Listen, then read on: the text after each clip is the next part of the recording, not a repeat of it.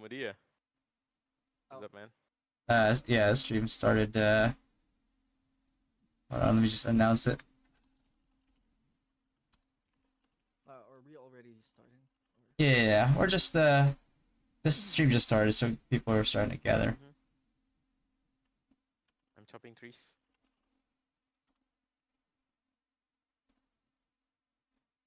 You're inside or outside the game, Fatty? Me? I'm Yeah. I'm inside. Okay, I will turn on the furnace. Hey, yeah, just because I'm just trying to leech XP while we do the podcast. That's why I'm outside. I'm gathering wood. You Oh, guys are okay. still playing the front. The front? Yeah, man. This game. Like you guys have been up for more than 24 hours now. Yeah, He is, not me. because Fato's the only one who decided not to. Yo, what's up, Mac? First viewer? Yeah. We just started.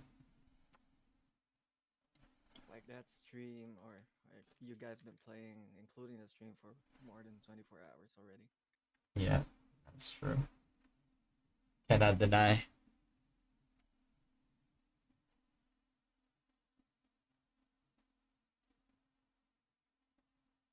Hmm.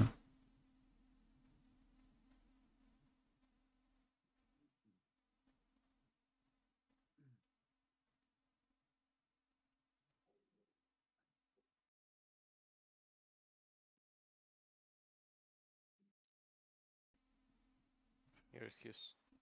Had to sneeze. Okay.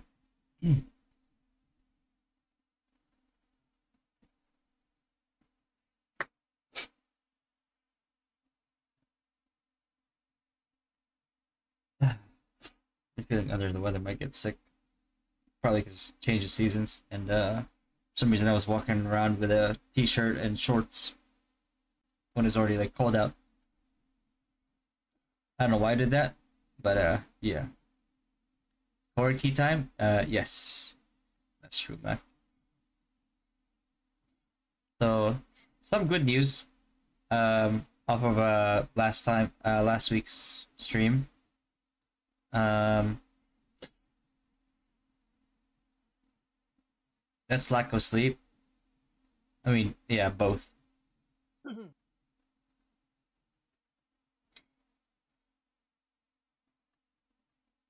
One sec here. Looking up stuff.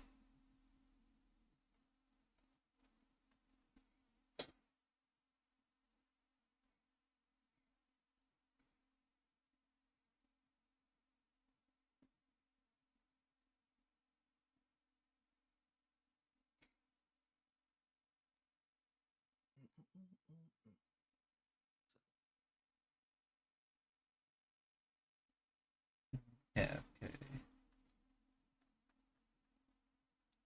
Yeah, I'm just pulling up the list of changes being made. All right, should we start? Sure.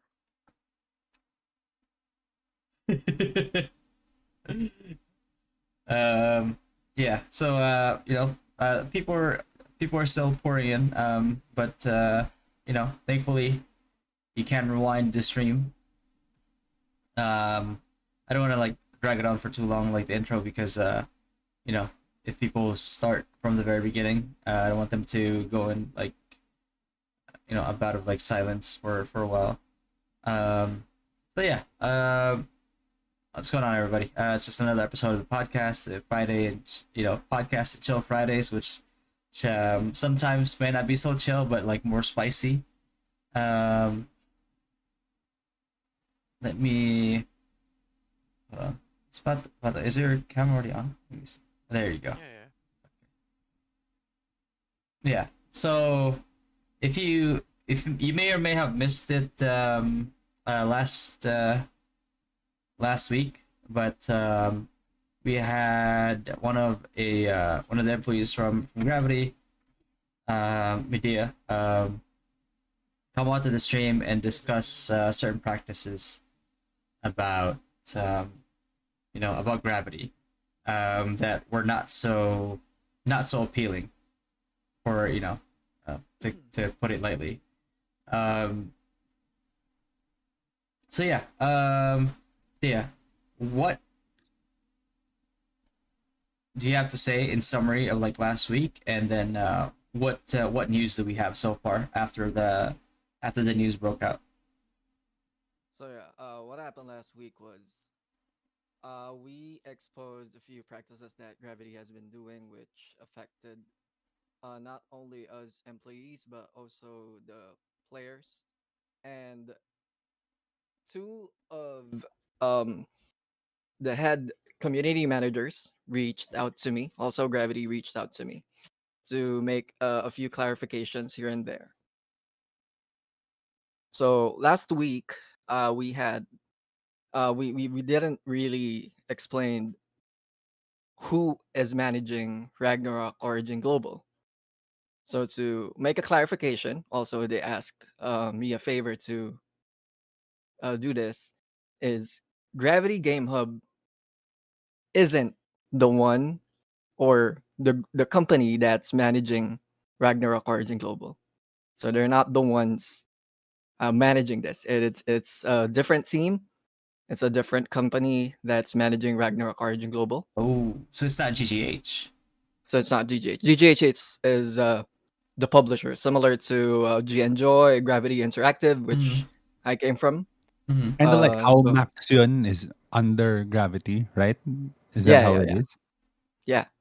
So similar to the Korean server, like they have Gravity HQ, Yeah. G Enjoy, which is for Taiwan, and Gravity Interactive for NA. GGH is the one that's uh, you know uh, giving or released Ragnarok Origin Global in Southeast Asia. Mm-hmm. Now, what happened is there are people who reached out that actually quitted the game because of the podcast. And it is not just, Ragnarok Origin Global. It Yeah. affected a few games as well. It affected a few people from Ragnarok Landverse, a few people from RO Labyrinth, I think, and people from Ragnarok Origin Global, Jesus. even in Ragnarok Origin X. I mean, Ragnarok Online Next Generation, sorry. That's not even part of Gravity Game Hub, which is funny because they think or they thought that Rox is handled by GGH, which is not. So Yeah. just to make a clarification, we are not, well, the expose was not really to make people quit, but it was just an inside scoop of how things were going for everyone, including me. Mm-hmm. So what happened next was I can't really name these people because of privacy, but I sent you the screenshots. Mm-hmm. So one of the community managers said that the offers were too low, even for helpers, and we shouldn't have Yeah, it was. accepted. We shouldn't have accepted the offer in the first place. Mm-hmm. And second was they are now trying because of the expose. They're now trying to make difference, make a change or a difference for Ragnarok Origin Global, which is something I'm looking forward to. Mm-hmm. They Now the actually details, succeed. Okay. we can't really, um, I can't really say enough details about it, but there is or there are a few things that we will look forward to for content creators, artists such as us, and to the players as well. So that's something that they promised, and I'm really looking forward to it. Second is, let me get my list here.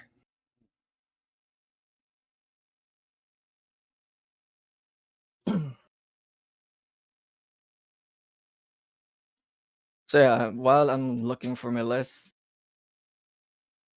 one thing that we or I would like to clarify is GGH isn't the one or managing Ragnarok Origin Global. It's a different company.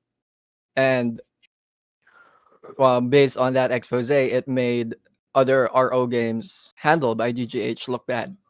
So we personally, I didn't intend that to happen, but it did. So So so who's managing Rue Global? Rue Global is I remember they are handled by a Thai company, a Thai and people from Singapore as well, but it's mainly handled by Thais. That makes sense. That makes sense. Okay. All right. Okay. So we will be having a revamp for the creator program, but details about that will be shared in the future. It's still in a work in progress. We're still awaiting official, official announcements from the team. But it will reward content creators, streamers, and even players a fair amount of rewards this time, not as gifts. So I'm expecting, something Mm. more that what we usually get. The same time, in our side as employees, we already received a newsletter coming from HQ that this time around they will be including our credits, and they'll try to be more fair to the artists, Is that like available for employee public? and The newsletter or company only? not yet because it has my full name. It has my full name and employee Okay. ID. Well, can you screenshot? Are you able to screenshot the without it, or like only if it's It's just a short. It's a short one though. yeah. Yeah. I think yeah, I Just sent the tell us A the B summary C if you D E. can.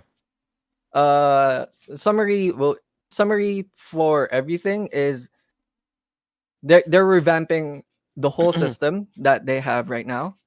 They've Mm. reached out to the people, especially the one that made the the Ragnarok Origin Tools website. They tried to reach him Nice. and to make amends and give him support, but sadly he hasn't been replying yet. So maybe if he or she is watching this stream, you might want to check your inbox or email, Yeah. because It's I hard think to rebuild trust. yeah, it is. But I think one or two of the representatives from the team already contacted him. But yeah, player side, there will be upcoming changes on the events, or like the events off game and in game will be much more better than what we have right now for artists and for employees like us. We already have a new set of changes that we will experience in a few months time. Can't really say when, but during what we had in the last expose,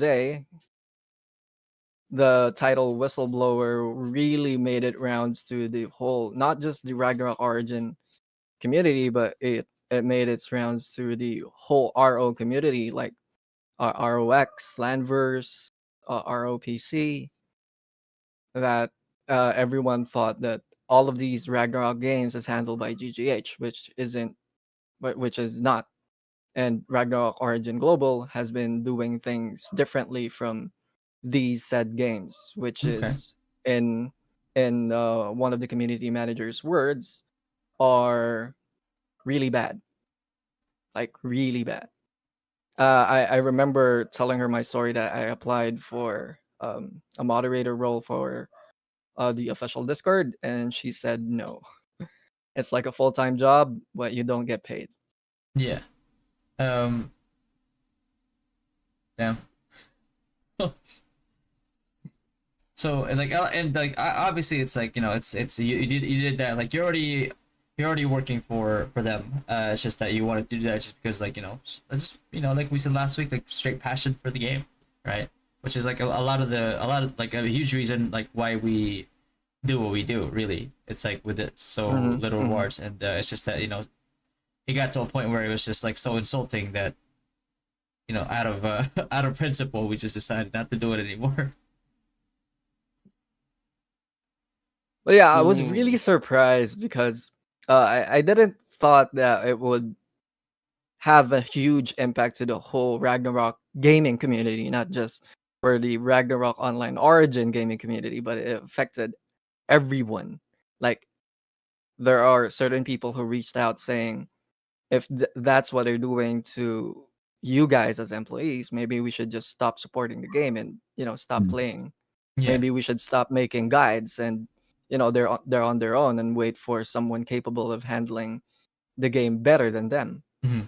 But I told them that you know what, Gravity Game Hub is just the publisher.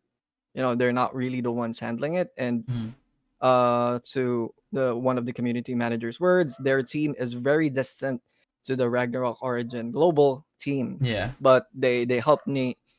I mean, I really want to thank the people from GGH for helping me out, sending updates, giving them my sentiments, everyone's sentiments, employees, players included, to make a change for the game because we all love the game. We've already spent so many hours, days of sleep, without sleep, Yeah. just to get stronger, and we just want things to be fair.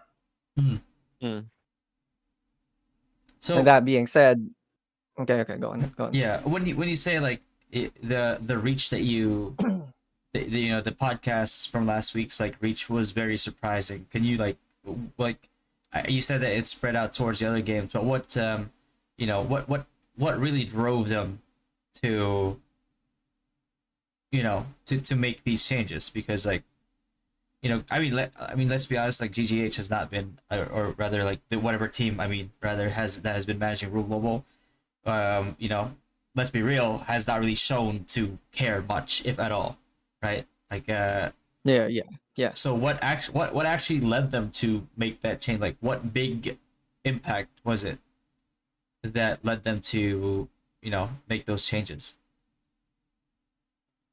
One is someone stepping up, and people or a group of people actually stepping up to tell them what's wrong. And the same time, what the podcast did to all of the players to realize that there's definitely something wrong going on and we need to do something about it because Mm. we've already spent, it's not just us who spent thousands of dollars getting stronger, and we're, Mil- we're we're always getting the short end of the stick. yeah. At the same time, players are declining in game. They're not playing that much anymore, and I assume when that the income that they get isn't getting up to like Mhm. the bare minimum of what they're supposed to get. Yeah. And okay, so basically what you're saying is it was already on a decline, and you said that the podcast made its rounds. It Mhm. convinced people to just like stop overall. Like did they see like Yeah, they did. a huge spike in like uninstalls or? Yeah, they did. And what's funny is they're not really directly saying it's your fault, Our fault. but it's indirect. But they're indirectly saying the title, or rather, the title made them look bad. Like the whole title made them look bad. um to be fair, Made them look the bad. title does look bad, but I think it was more like the content of the podcast that made them Yeah. look bad. Mm-hmm. Which was all true.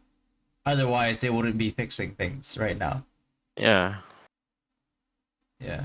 And just to address the chats, try to be more positive, even if the changes are too late. It is the changes to a better service. Yeah. Yeah, At yeah, least for the future, for the creators and players, at least they want to try to change, Yeah. So not ignoring shit. So what we're okay. So before we continue, I think like what we're saying right now is a case of, like a chain of command, and it's like the lower chain of command has really been like messing it up, and not like without the knowledge of the higher ups, or maybe like I don't know if they had zero knowledge or they had some knowledge, but the fact that the higher ups are now aware of it, and it's now at a point where it can't be ignored, and this is like they look at that, because like if it was just like opinion, they wouldn't care. If it was opinion, like it was just public sentiment plus numbers like declining, like visibly, that's when they have to kind of step in, like, okay, these two like are like hand in hand together, like we need to do something, or like it's gonna be too late, or it might be too late already. So that's probably what's happening right now. This if they manage to turn around and fix things, then it's not I wouldn't say it's too late. Games like Black Desert before did it. Games like New World before did it. They messed up really badly, and then they turn around and fix everything, and then the player base became a lot more stable. Right. So like if we can manage to like as a community work with them, and they're listening to us and they're working with us, then we can assume that the game is going to follow a healthier trajectory going forward, not just for the players but also for the employees. So that's what we're hoping for right now. I think two or three from the team are watching right now, so they can actually they can hear our sentiments, and they can share it to the higher ups if ever. Oh, okay, welcome. If they want to join the voice call, that's to say things in their own words, feel free. Yeah. But yeah, so yeah, the numbers are declining. Public sentiment's pretty bad at the moment. And then we find out that most of the team handling it is from Thailand, and we know public sentiment right now with the current Odin Cup alone, and the current VIP practices that Thai players enjoy. I mean, it's not a good look at all. So, with that said, hopefully we have some changes going forward that will tackle that, instead of like turning a blind eye to it, because you might piss off like enough of your player base to make everything decline permanently, because like trust is way harder to build than it is to destroy. So yeah, and I'm guessing a lot of attention has been put into the Thai market, and not just I don't think, is it just because most of the management is from Thailand, or is it because like the target player base originally is like Thailand? I think With the premise. target market they went for was Thailand first. Then they'll release it globally to all of the regions, Indonesia or other countries like the Philippines, Indonesia, Singapore, and whatnot. Okay. My one concern too, though, like we have, like I said, we have Fatos from Indonesia, we have Chin who's from the Philippines, and myself from like NA. I think I usually have like a main concern is that I feel like support for the NA crowd has been non-existent. Right, because right now for NA, like we have to go through different channels just to even like get Yan or get like packs, or discount stuff. You know what I mean? Is there going to be any changes going forward? Because it doesn't look good for us either. I know a lot of like the NA whales have already quit already. And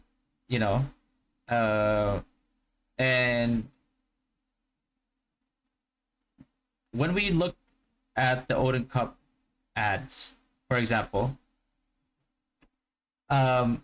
just the logo alone, that we remember that we noticed that just the logo alone, and I can try to pull it up here in a little bit if I can. But just the logo alone, it already says on there Odin Cup C, like SCA, Southeast Asia. I'm not sure if that was an oversight as well, since we've experienced like quite a bit of oversights already, which have not been good for the image of the game. Is it safe to assume that the team, or rather the team or the company that's like managing Rue Global right now, despite it saying Global, has no intentions of actually offering support to NA players? And are we a lost cause for them? Because we already saw what happened to like Panda for one, right? Like I made a video about that as well. It's like Panda, won 4 weeks straight and somehow got demoted, which is not a good feeling. And we know that never got any resolution. And now we have all these other issues like popping up. It's safe to say that we're pretty angry at the game right now, especially like with that plus all the other issues popping up. And it's safe to say that like for the majority of us, we've kind of like stopped, like we kind of like gave up hope already, that the Rue Global is ever going to be truly global, seeing as like the support is first and foremost Thailand, then Southeast Asian countries, and then NA kind of get like left by the wayside, just forgotten at this point. Because I know like before there was talks of better options for payment for NA players when the game was like in CBT, and that just never came to light. Because I remember that was a huge like discussion in the Rue Discord before as well, and we've never heard of it since then. So hopefully that's like one of the, you said you had a summary or a list, right, of like things that that they're going to improve on. Yeah, there are a few things that they will be improving on, but it's on the side of the content creators, artists, and the player side. For NA, for us in NA, actually, I think that we do have the support, but we do not have like 100% support on NA people on the NA player base playing here in global because of this. Let me send it to the podcast chat. Because I remember, I vaguely remember people saying that RO Global or Ragnarok Origin Global has two versions that's coming. So the version that we have now is like for the Southeast Asian region. That includes Indonesia, Singapore, Thailand, and other the Philippines that are included in this region. Mhm. And the second one will be this. Sent it to the podcast chat. The Ragnarok Origin Global version launching on the fourth quarter of the 2023 for Central and South America. Hold on, let me see. Let me put that up here on stream. Yeah.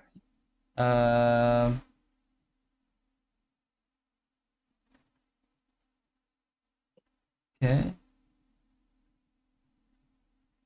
So we have a Ragnarok Origin Global for the Southeast Asian region, and we will have the Ragnarok Origin Global Central and South America that shares the same platform and shares the same content. So when it gets released in Central America and South America, that's basically the same game that we're playing right now here in SEA Global that they'll have in the US sometime. I think it's supposed to like fourth quarter of 2023. We are in the fourth quarter. Yeah, we're 2023. already in the fourth quarter. Yeah. Yeah. So Ragnarok. So I mean, this pretty much confirms that Ragnarok Origin Global is not truly global, and there's never It, been it any isn't. It intention isn't. to make it fully global, because like it can't be global with like different global servers for different regions. It's defeats the you know, the aspect of like calling it global. So it, I mean, this as a player, this like what this tells me is that naming it global is more like a marketing scheme than it is, Mm. actually having a true like global game. Like I remember, if Tower of Fantasy, they made it global, right? Like everyone from Mm-hmm. every part of the world can play it. There aren't any payment blocks or anything. But Ragnarok Origin Global SEA isn't like that. Like people from NA need to go through third party Loops. top ups and loops, like Yeah. asking people to top up for them. Mm. So there weren't really any support for us aside from the support that we get in the official Discord server Yeah. for game issues and bugs. Because for me, it's in order for like the NA players in the guild, or like NA players in general that watch my stream, I've had to kind of like partner with somebody that's like, hey, can you do top ups for us? So like we actually had to kind of circumvent the whole system ourselves. Otherwise, we just like we just wouldn't be able to get the the things that we need, which is not good. Because like as for something as simple as like even paying, which is like one of their forms of revenue, like we've had to go through like loops just to get to it.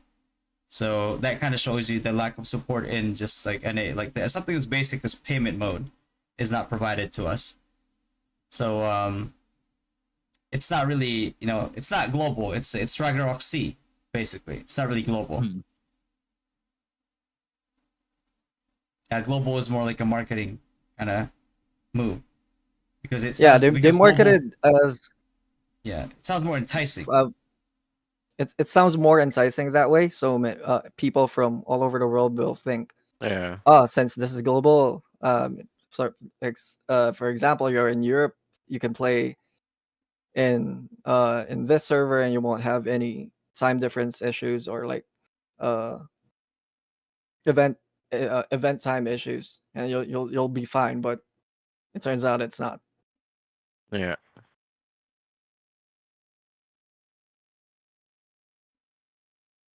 But yeah, what I sent is the see that they also named it Ragnarok Origin Global version Central South America and Central and South America.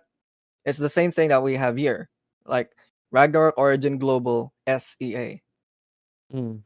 So they're Mm. naming it Ragnarok Origin Global, but it's just for specific regions or specific countries. So I want to play devil's advocate right now. So in my in my definition of global, it usually means around the globe, which means everybody for the most part, unless like there's certain restrictions like for a country, then that would be justified, right? But there's no restrictions for NA to play a global server, for example, right? Just to set an example, is there a certain POV on on their team side that made them it's like, yeah, if we call it global, it's still okay because it still applies. Like, what was the justification in calling it global if it's just going to be Southeast Asia, to the point where like even the tournament is called Odin Cup SEA? What's the justification for using global on their end? Like, I would at least like want them to give themselves, I would at least give them a chance to defend themselves here. Like, is there a reason why it was called global other than the fact that it was a marketing scheme? I think it's just a marketing scheme. For me, I think it's just a marketing scheme because when you announce that I was still an NA, and when you announced it like last year, the RO like Ragnarok Origin will have a global server, I was like, oh man, I'm pretty excited for that because there won't be there will only be one server for Mhm. everyone from EU, NA, SEA, Australia, but no, it didn't turn out that way. So I personally, for me, I think it's just a marketing scheme. Yeah.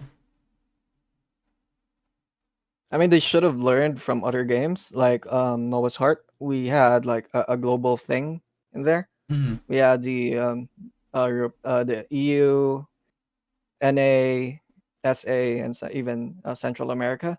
We Mhm. also have SEA in there. Also, it's in Tower of Fantasy. They were the first ones for me to have a successful global server.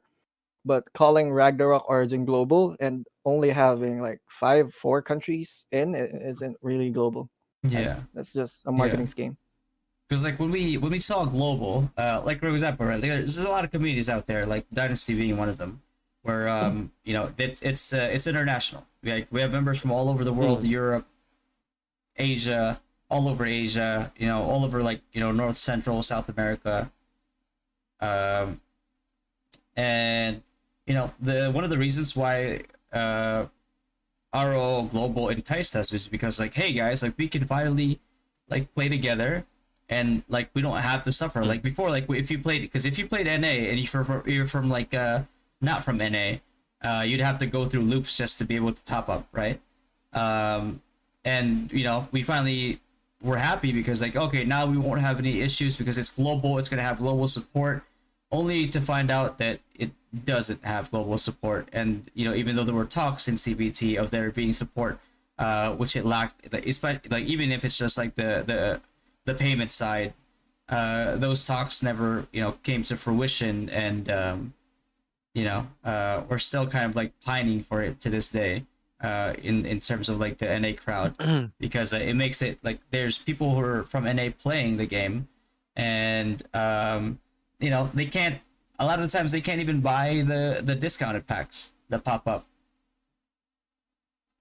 Though I So think now, people from NA can top up through the website.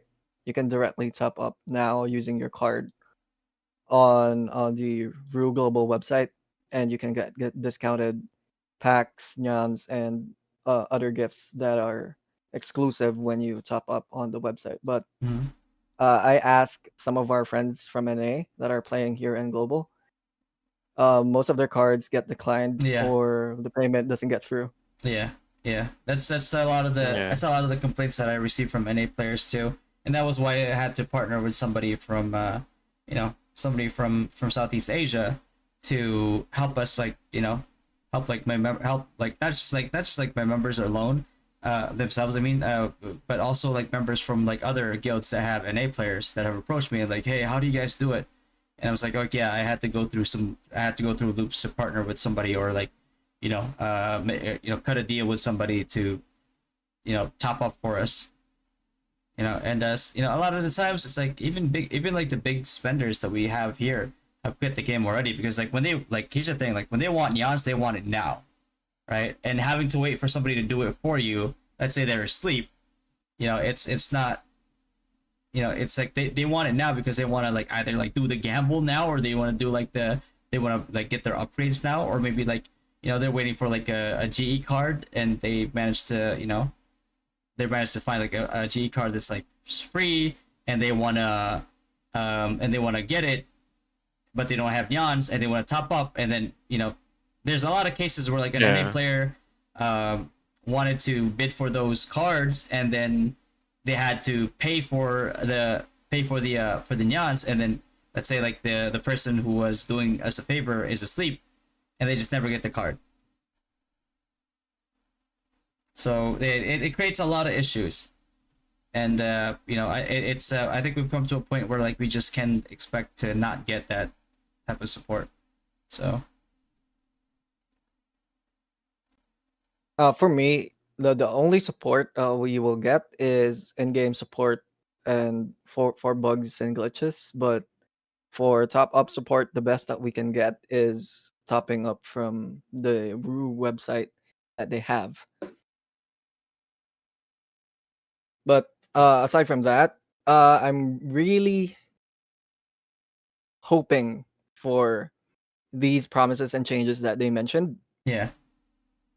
I can name a few, but not everything because there are still things that they need to fix. Number one Mhm. is a more competitive reward system.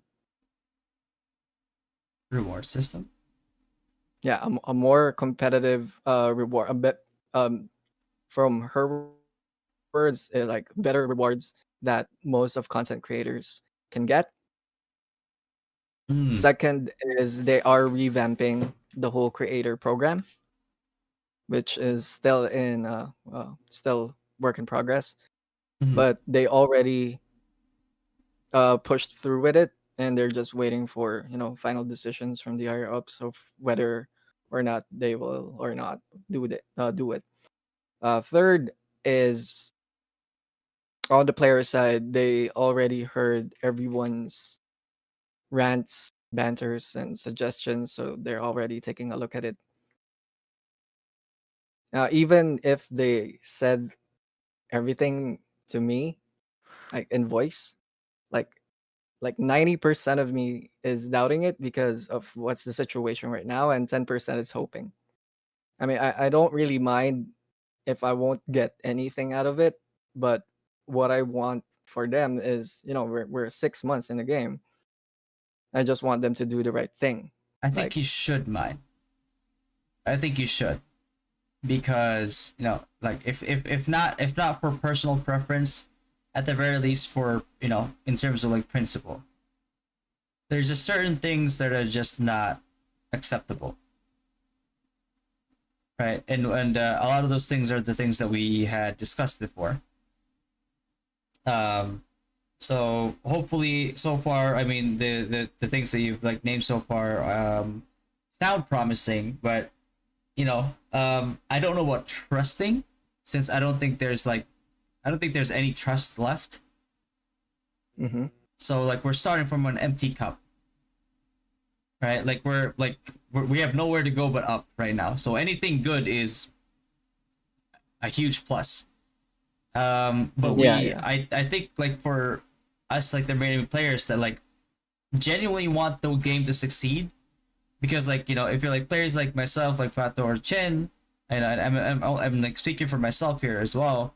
It's just that we want the game to last for a long time, because number one, we love the game, and number two, we want to play the game. Rue as a game, and I've always said this, Ragnarok Origin uh, as a game by itself is a really good game. It's just that the monetization schemes and mess ups that have been happening so far is what's ruining the experience for the players. It gives us the impression that like the people making the decisions don't really play the game. And any time historically that has ever happened, where the people making the major decisions for player experience is somebody who is not playing the game, it has never, not once, ever worked out. Oh, by the way, if you guys noticed, they sent a survey about our game experience overall, like every Oh yeah. content. So if I think that's one of the good things that they did this week, was to check on everyone if everyone is okay, everyone is still having fun. What are the contents that you guys are having trouble with?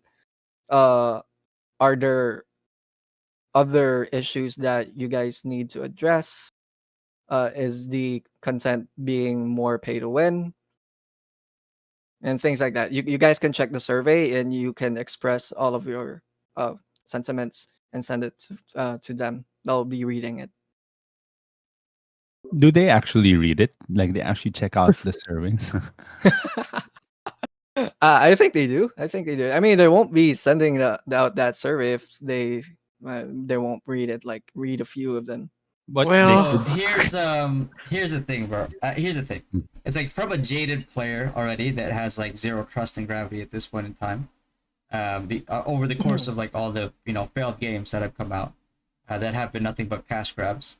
And so far, Ragnarok Origin is looking to be just that, with no longevity plan in place. mm, Um, my mindset when I see a survey is it's just optics.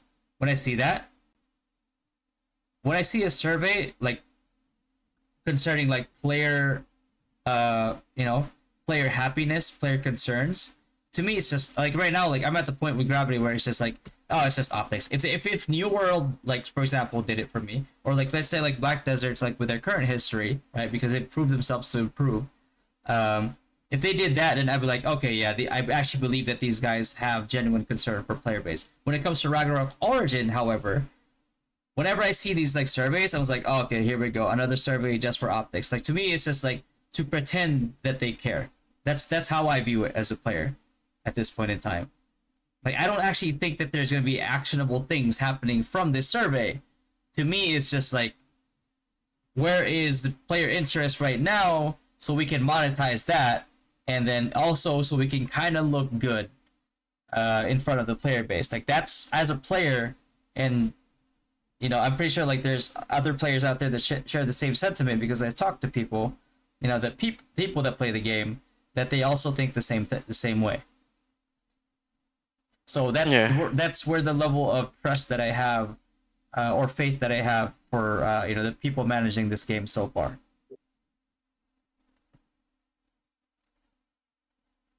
Right? It's like we're already in a really bad, like we have a major tournament where there was an issue with VIP, for which is like solely for Thai, in the middle of a major tournament, mind you. And we're also at a point where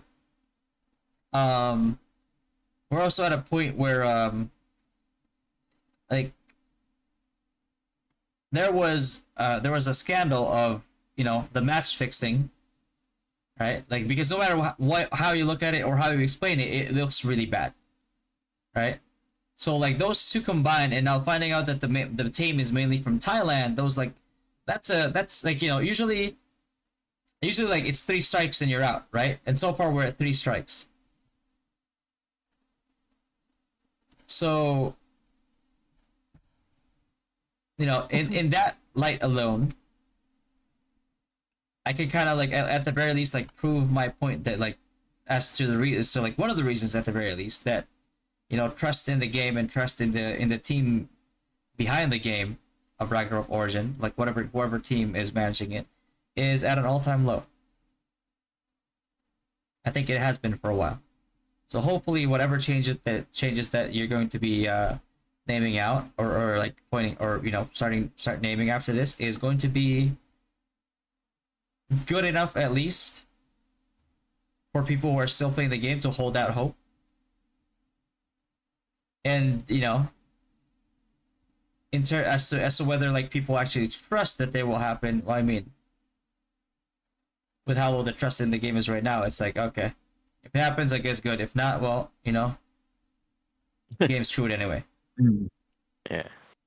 It's all the same. Yeah. Yeah, it just sucks, I'm during the first quarter of Rue Global. I was really happy seeing like people wearing some of the battle pass costumes I made. I was like, they released that, like, this is cool that they're wearing everyone is wearing what I made, like some of the headgears and stuff, like a few editings here and there. It was just fun, and I thought to myself, maybe I'm going to be so happy to see everyone in like 2 to 3 years time, seeing everyone having fun. We have a big community, and a lot of our designs getting out. But what we have right now is just we're going downhill. I think we're plummeting. Like slowly drowning. It's not even. Yeah, I don't think we're even like rolling down a hill like Jack and Jill at this point. I think we're just like plummeting like a plane crash. Yeah. Yeah, But yeah, but in terms of the promises that they're making, what else do we have so far? And then we could summarize it all that's at the end. that's the only thing that I could share for people who aren't employees, like to the player base. They reached out to, I hope he's watching, or he or she is watching, that they really want to, make it up to you for the Ragnarok Origin tools website. Second is for the content creators. We will have more events and more projects coming that will benefit from. That's Mm. including us official artists and you guys as artists and even players. We will be having more events, more things to work on that will benefit us more in game and maybe off game. Who knows? We're still waiting. We're just waiting for the official announcement from uh one of the representatives from the team. And moving forward, playing the game, they are already taking a look at the suggestions and problems that we have. And I hope, and I really do hope, that they read the survey, they read the suggestions, they listen to the people in the official Discord, even on their social media platforms, and especially on Facebook, that everyone is commenting a few things that they want to happen, or else we'll just end up like other games dying after a year. Yeah. Yeah. And But Oh, I but want to that's ask just me. one thing though. They're saying that in the future it will be better for payment stuff for the creators, helpers, and others. What about before? All the mistreated creators, artists that has been paid by a little nyans, a little to nothing, like Petty Um, did, like 700 nyans for okay, the whole guide. let me. I think I can. So to give you guys an idea, if you are a content creator for Ragnarok Origin Global, this is how much you get. I think I'm allowed to send this because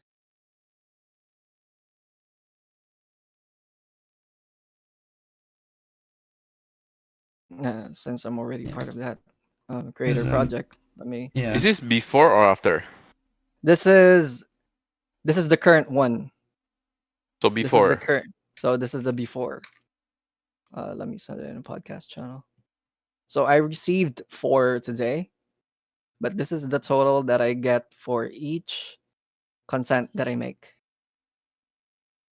Each guide, each artwork that I post in the official Rue Discord. That's one.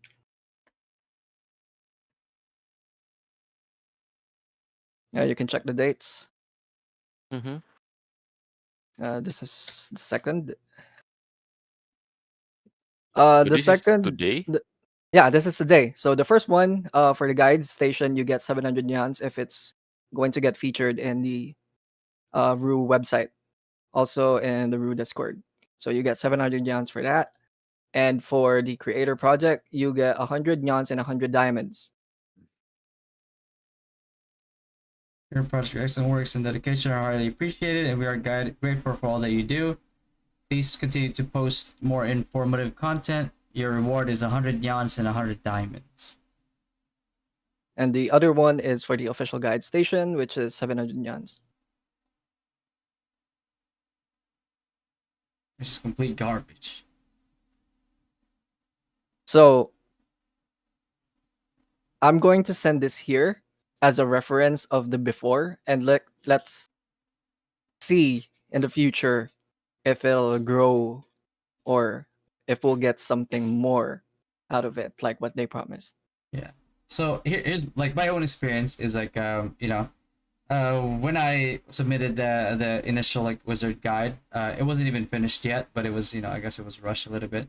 I got 700 yans for making that guide, and then I was also kind of like commissioned to make a sigil guide. So what happened to me was lack of communication, because here's what happened.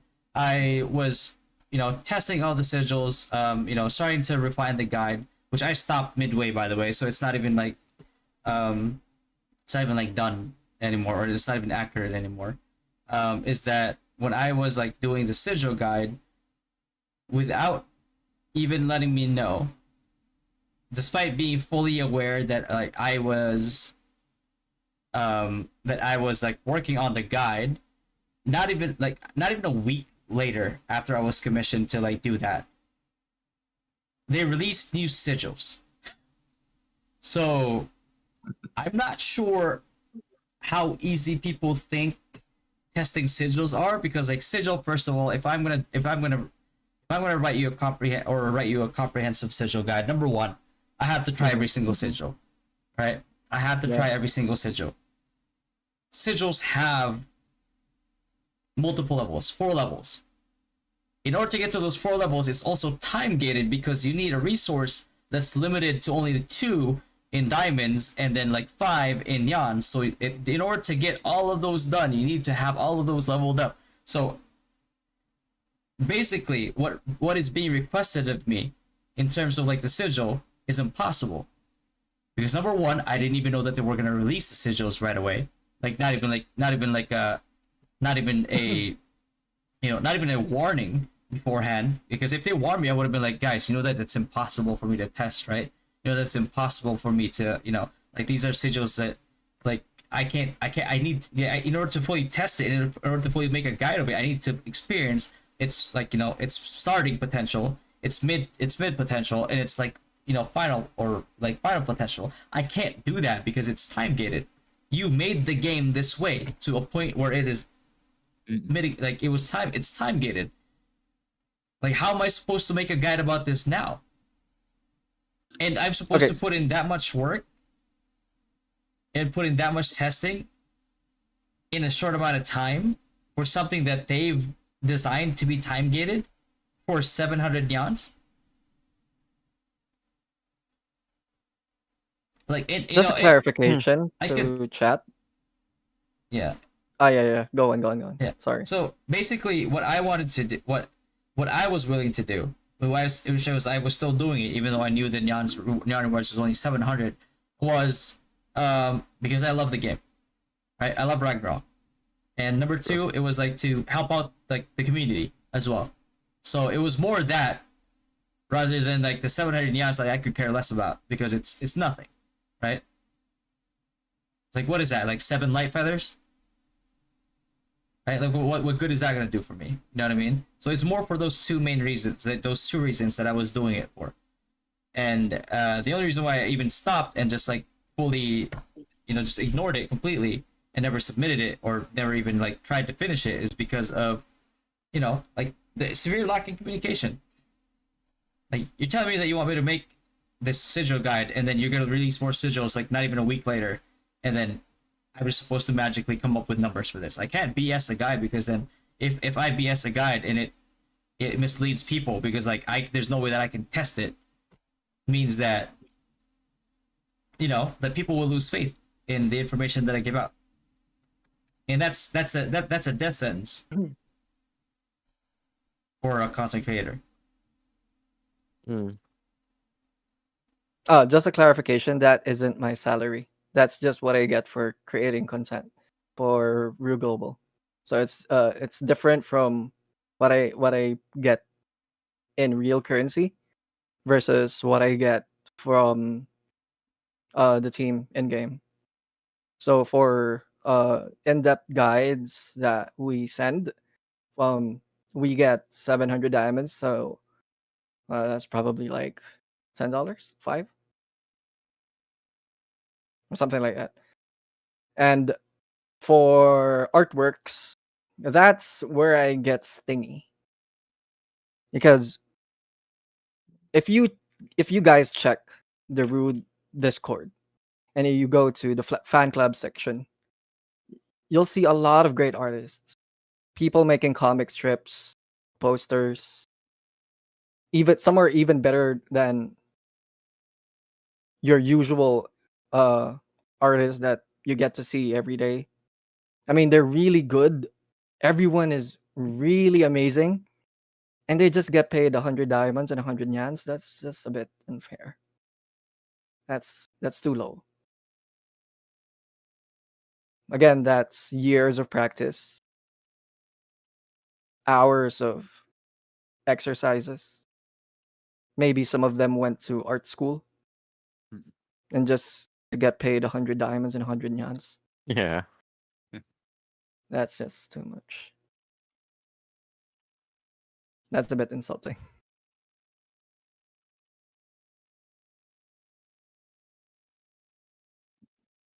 And I think what is even more like insulting is the fact that like the currency that you're getting paid for has zero overhead, zero, absolute zero overhead.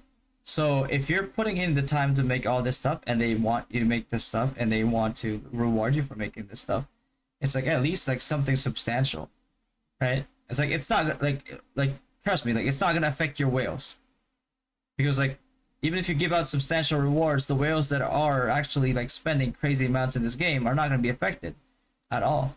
Mm-hmm.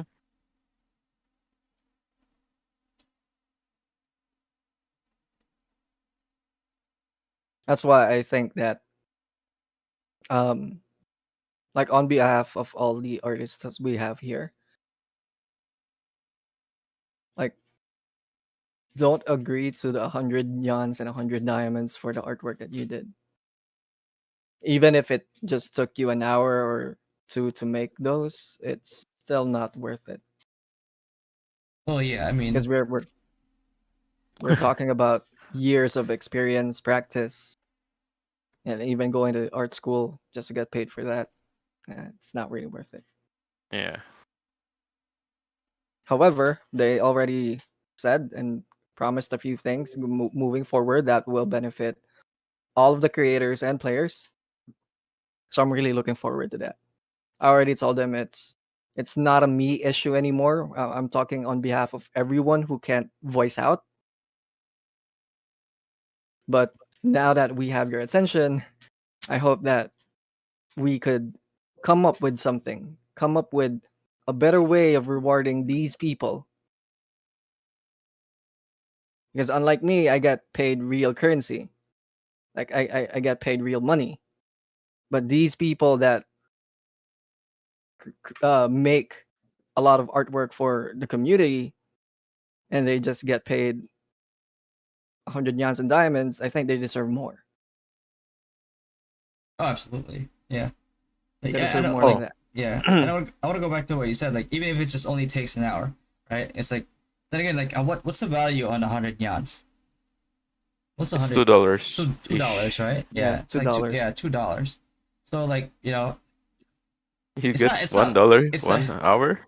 yeah, it's not even like you're paying the guy in like actual like currency. It's like it's a currency in game that has like zero overhead that you can make out of thin air, and you couldn't give him more than $2 worth for an hour of work for all the years that they've spent like improving their craft, or like yeah, it's Yeah. Oh. I would like to see the reasoning Mm-hmm. behind like Yeah. Yeah. behind that. On the topics of salary, at the podcast before, last week, you said that there's a lot of employee that didn't get paid or 1 month late. Is it all Mm-hmm. been resolved now? It's already been resolved. I got Oh, my nice. pay like last week. No, not Yeah. last week, but last Friday. Oh, nice. Like when it struck midnight for me, I got when I checked my PayPal account, it was like, oh, Do you know about the it's others? there. Your friends? Then I asked them like, did you guys get paid too? Yeah, we got paid, but they're mad. Like they're mad for paying us. Yeah, they're asking, who's the one who just did that expose on Discord? Blah blah blah blah. And we're all like, haha. They don't know our Ah. they don't know, so I'll just keep it like keep quiet. Well, good for everyone. Okay, at Like least people got we're all happy about it. yeah. At Yeah. least people can pay their First. bills now. Holy shit, man. Yeah, just tell us when the payment is late again. We will make a podcast. where Uh, where the salary alarm?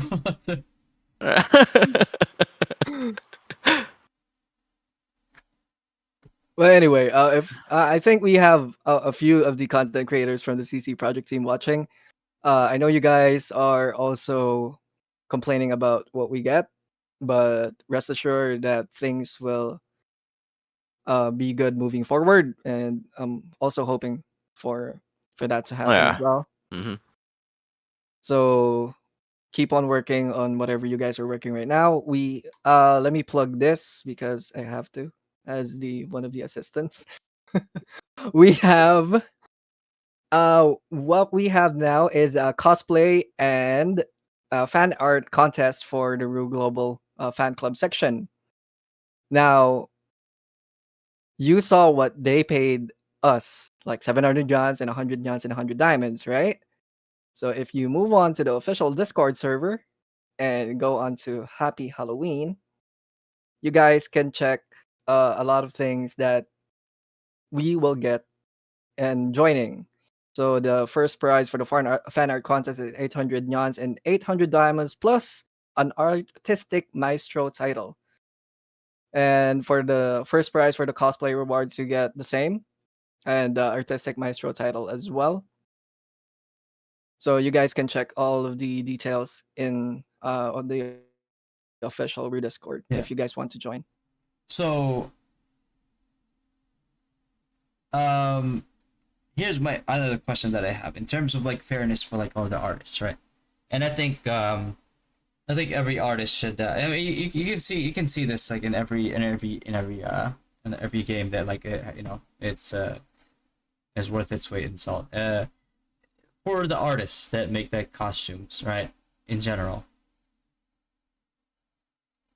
is there or will there be a system in place that gives out royalties to the people that made these costumes? Because let's be real, like these costumes right now, they're making like millions in people trying to get it. Mm-hmm. Like, will there Right be now, or are there royalties for artists that made these costumes? Because like it's if you made a product, right, or like a costume, for example, um, you know, it's like that's your creation, and for somebody to tell you, like okay, we'll pay you like $1,000 for this, right? With the full knowledge that this thing will probably make $1 million. right now, I don't think that there are royalties to the people who join the costume contest, but I think they'll be working on something for that. I'm just not really sure about it right now. Okay. Yeah. Though I hope, because like what you said, Yeah. those costumes will earn them thousands, not even millions of dollars, just for the Hmm. people to pull. Yeah. And if So I like really do hope. yeah, and if the costume isn't good, then it won't make any money, right? So like if anything, it all it's like encourages like artists like that are trying to make it to put their full effort into it because it's like it's going to be a competitive job market, so to speak. Because everybody's going to be giving their all, and you're gonna get the best quality product. You're gonna be able to pick from Hmm. like the best quality products that are being given to you, and you will have to do like a lot less than like what the legwork that you would have to do because like people are already doing all this stuff for you.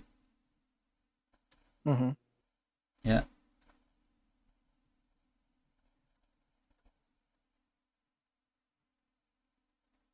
Okay, let me address this.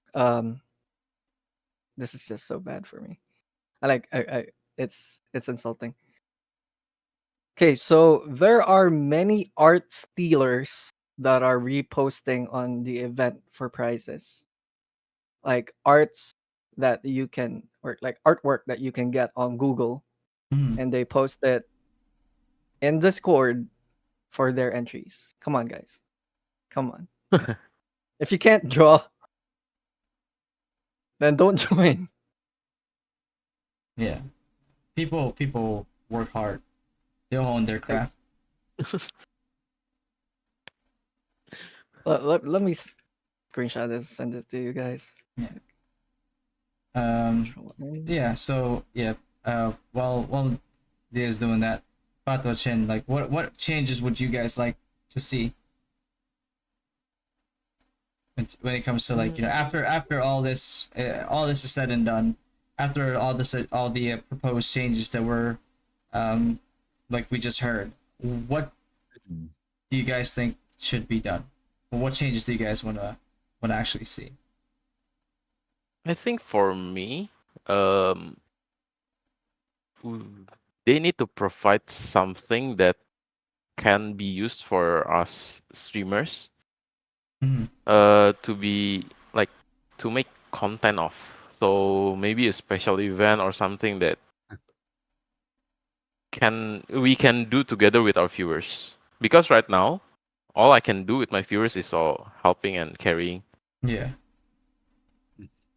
all that stuff. Yeah. For me, because I think when was that? Like last month or something. They did pay me like to promote that one pet, but they didn't give me anything to actually get the pet for me to be able to showcase it or anything. Oh yeah. So what they did, what they would do before in Genshin, aside from we actually have we have a test server for Genshin every patch. Okay, Mm. so we have a server, separate server for Genshin every patch, and then they give us this account that we can use in game so that we can make guides off of these new characters that are coming out. And they're all already at full stars. They're all at max constellation. So we can actually make videos and showcase the full potential of the product that they're about to bring out, that's about to go live. All right. And then at the same time, Genshin also gives me Primo Gems. That's enough for me to actually secure the new product or the new character in game. Mm-hmm. So I was Yeah. hoping for, like maybe something like that for RO. If not like a test server where I can have I could use I could actually show the one pet, like what it does, etc. Yeah. Because I think, Or like, for example, yeah, for because you, like you'd ask me to promote it, right? But I can't Yeah. promote it if I don't have it. if I don't what am have I it. supposed to do? Like, pay, like, it's like, buy this Yeah. myself. Like, Yeah, exactly. So they didn't, right? So there's no test server for that, and they also don't give you the in-game currency to secure it for yourself. So those are just small kinds of support that you could give. And take note, like even in Genshin, like lots of people were also complaining, but we're already getting that kind of support. But with ROO, like we don't, right? yeah. So I think for me, that's like what Pato said. Like give us something to help us create content on, Yeah. or at least like a bit of help Yeah. would be nice. Because, like, it's one thing for you to engage, or for the team themselves to try to do things to engage the community, but you have to realize, like, we're the more personal, like, like, content creators are more personable than the actual team themselves, because, like, we talk directly to the players and to the viewers. So if we're giving more tools to engage with the community, then yes, the community will absolutely be more engaged, right? And it's like it's a give and take type of, like, system, which works tremendously well and has worked tremendously well historically. And also, yeah, that, like what Chin said, you can't test if he doesn't have the product, right? Yeah. It's like you can't give a product review without having the actual product. Because, like example, like Chin, like what does he do, like, really well, like, especially in his videos, is like testing, right? He tests a lot of stuff, and he shows you the exact numbers. So what he can do then is, like, take that if he got provided with like let's say like a tier 10 1-1 pet, then he can take that, he can test it with all the other classes that with all the other classes he can go up against at certain different levels of like DP or PvP stats or titles or what have you, and then he can actually give you like, okay guys, so this is how good this pet is. Like look at like how much survivability is now versus this class, this DP, this PvP damage. And then the people that are looking at it, I was like, wow, that's actually really good. Okay, yeah, that looks like it's worth buying. Okay, let's buy it. Even like making Fatty's thing, the sigils one. If he has access to like test server or something, it will be done like it quick. Yeah. Even if they had updates, new sigils, he can try it like 2 hours done. Oh, here Corey says like they do that for Taiwan. They have the test servers for the recent third jobs and the new limited SPET. Yeah. Okay. Lowell said that maybe Taiwan Global had different management. Yes, that's what we've been told. The global management is mainly in Thailand. And Taiwan, I'm guessing, is mainly Taiwan. Or I don't know. Yeah.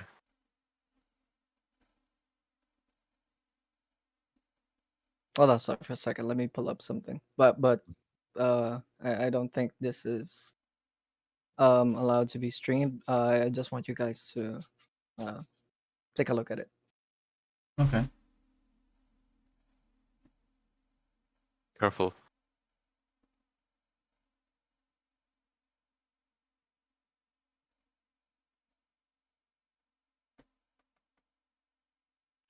Where do you post it?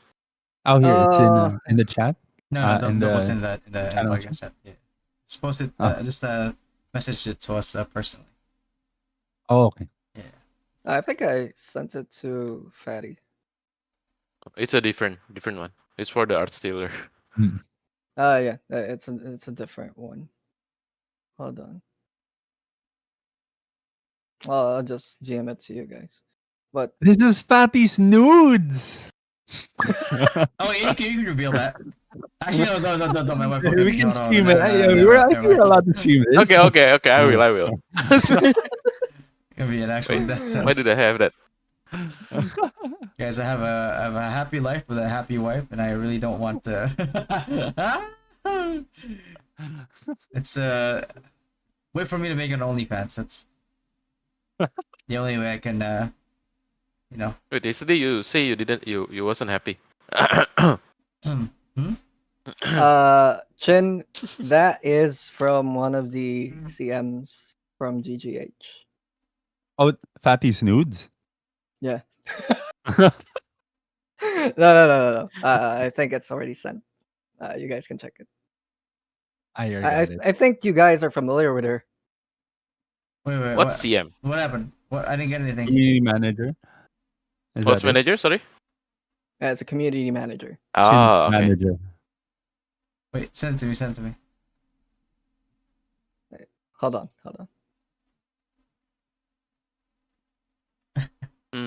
Of course, careful you don't want to get reported by salty So- individuals who don't like you to look out for the Ru community at large. Somebody reported me for. No, it wasn't just you. It was actually the both of us. Oh, report So Chin and they Fato, were- bro. Like, if anything, Fato's probably like the biggest villain here. Wait, what? So yeah, Well, Patos give a lot of money to them. So yeah. So I'm yeah, safe. this is one of the community managers saying that the what we do for the whole Ragnarok or Origin global community is too low, and we should have demanded for more. And when we demanded for more, then they said that's the best that they can offer. So you can clearly see there how distant they are Mm, to the Ru global team, and this is coming from the main office. I see. That's why they're like Ru Global is a separate entity over Mm. other RO games that we have like interconnected. It's basically like let's say like I'm a cop from like a different state, and I'm like, I Yeah, was like, yeah, okay, like yeah. I know that what they're doing there is messed up, but I'm sorry, I have no jurisdiction over there. I'm like, okay, And that's they were shocked too. Like, they give more to their streamers, their content creators, and Root Global is giving us this, and they're treating players like this. And most of the suggestions are, just going on one ear and going out on the other.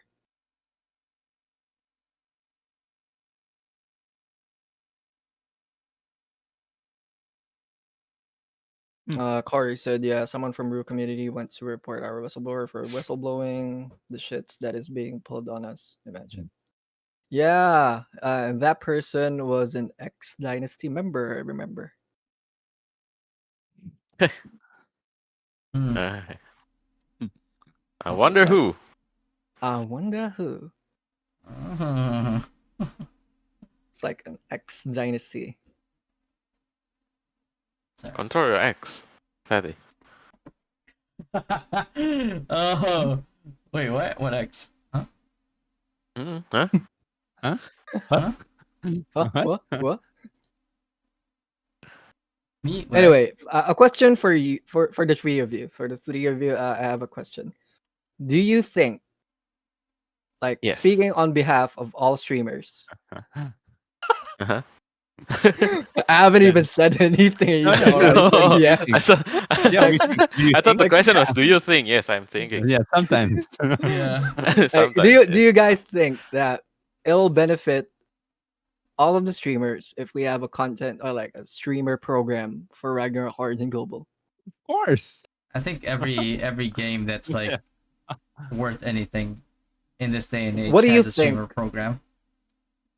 Like, what do you think they can do as a streamer program?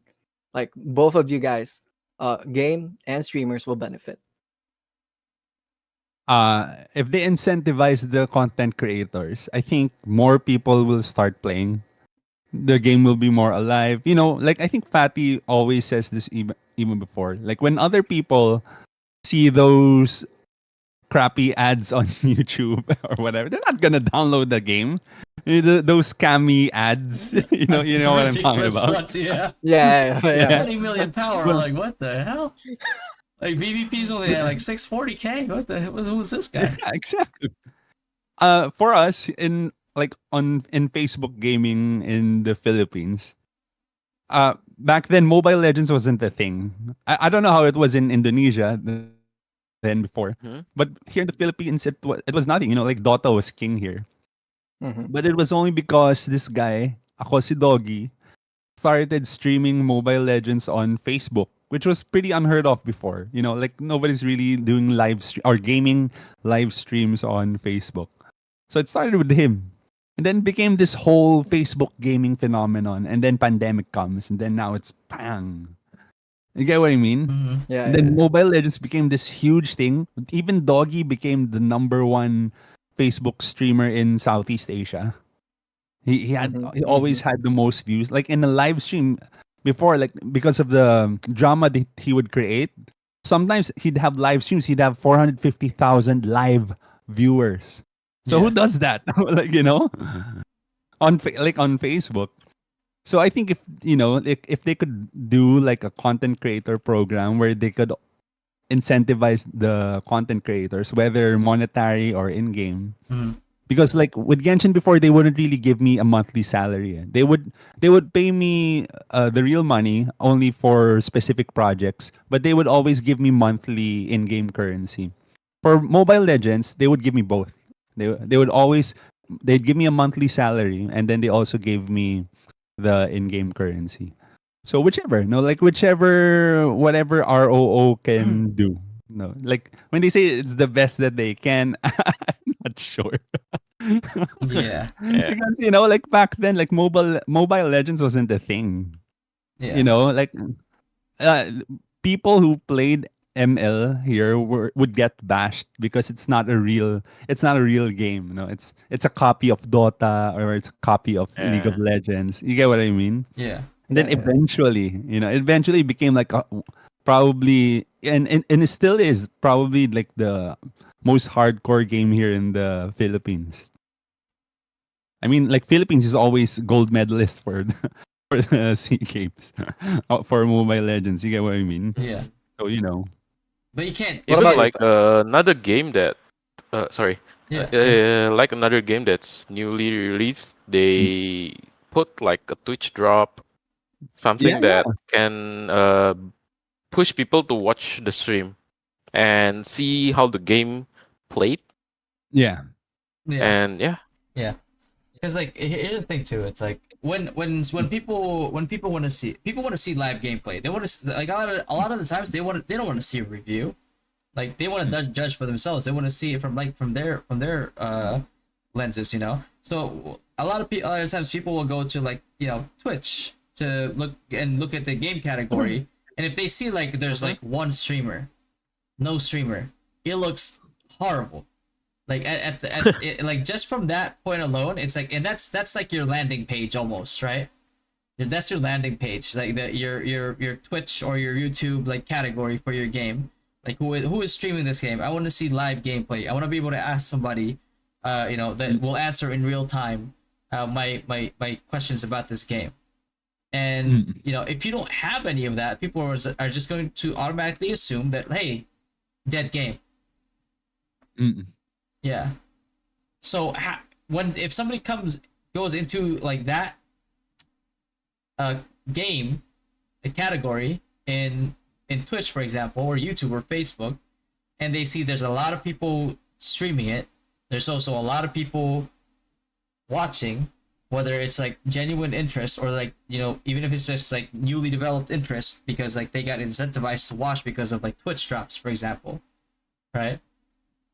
Or if you can't get into the Twitch drop program, you could also hand out codes to the streamers to consistently like give out like all these all these rewards. Then you have successfully cultivated an ecosystem for your content creators.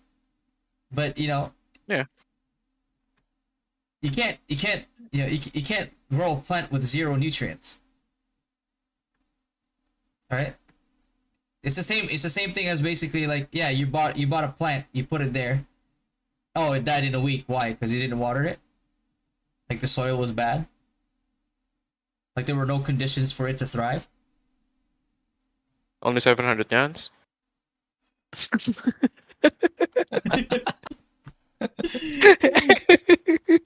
Like these things are so basic, right? Like you see other games, right? You see games that are released like 10 years ago, 5 years ago, that like from the get-go they have like, for example, like what's an older game that had a good streamer program before? Lineage Revolution.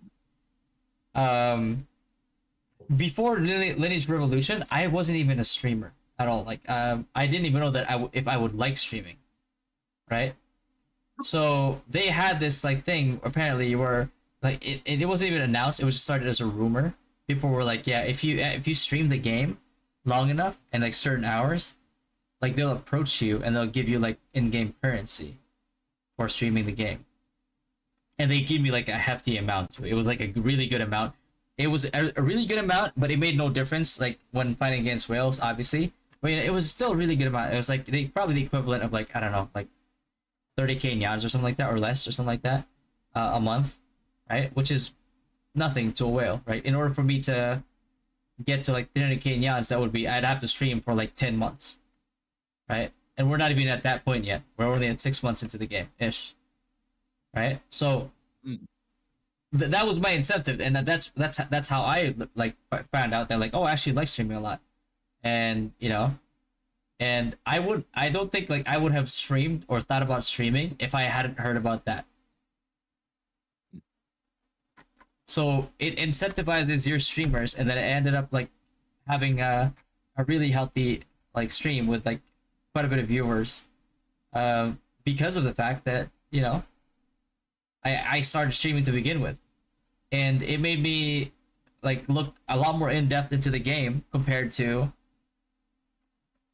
how I would have before. Where before I was just like, yeah, I'm playing casually, I don't even care.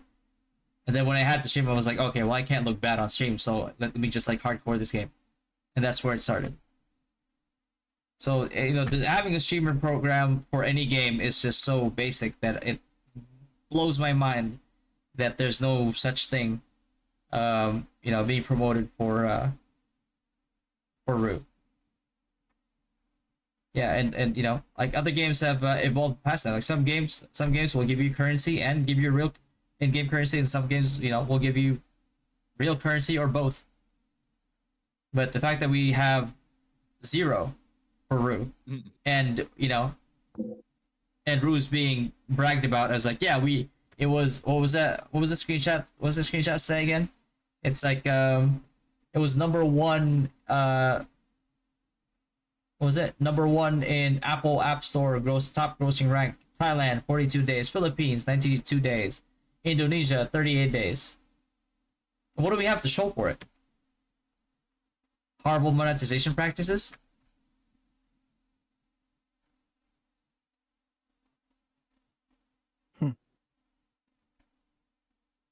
So you can't. You're already bragging about like being top grossing. You can't tell me you don't have the budget.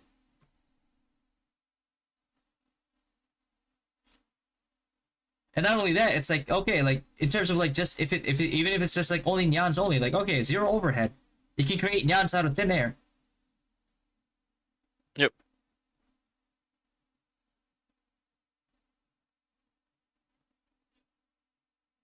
That's why I think that moving forward, they really need to push through with this change that they're saying.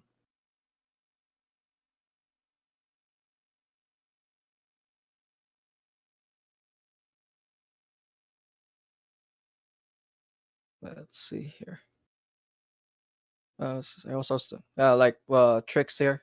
Like what he said, he also stopped creating contents because he only gets 700 yuans even before. Yeah. So I hope like maybe in the next month they'll be paying us more, and I'm also wishing for some royalties to those creators that made those costumes that will be officially used by Gravity, because that's money right there. That's worth thousands of dollars. If you guys only knew.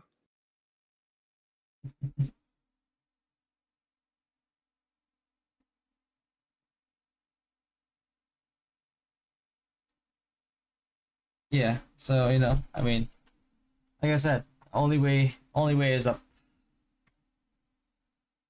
We're at rock bottom when it comes to player faith and and it's like I don't know what it is. I feel like they can't grasp what holds people's attentions. And like after hearing what their potential plans might be, it's like, okay, so what are we gonna get? Like more bloated content? Oh, great! Like the game's gonna be more of a chore than it was before. I guess not sustainable, right? It's like people want to go in, enjoy the game world, do whatever they need to do, and know that like if they miss out on a week of like dailies and events, that they're not gonna be like really behind. Which at the current state of the game, they will be, right? Like what was the thing about like Ragnarok Online 1, for example, right? So yeah, okay. So let's say you didn't really play a lot for like during the week, like you usually would. You wouldn't feel like you're falling behind because you're not going to be permanently behind by missing on like certain events, right? You know that like for a fact that like, okay, like I was busy this week, but next week I'll grind extra, right? Let's say like you grinded usually 2 hours a day, and you didn't grind at all the previous week.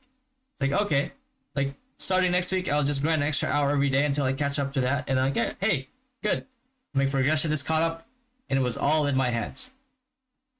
This one, if you get busy, let's say like for some members they had to go on vacation for like a month, can't access Rue, and I honestly like if they're on vacation, like they probably would rather not access Rue.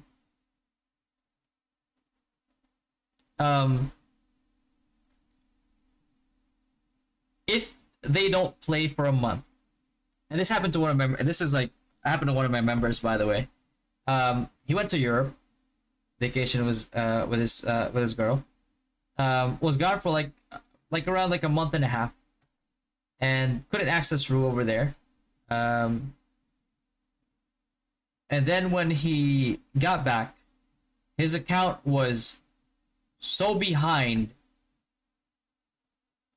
permanently, and there was like really no way to catch up unless like he would spend, I don't know, probably like maybe 200, equivalent to like 200 Kenyans, 300 Kenyans worth of like progress.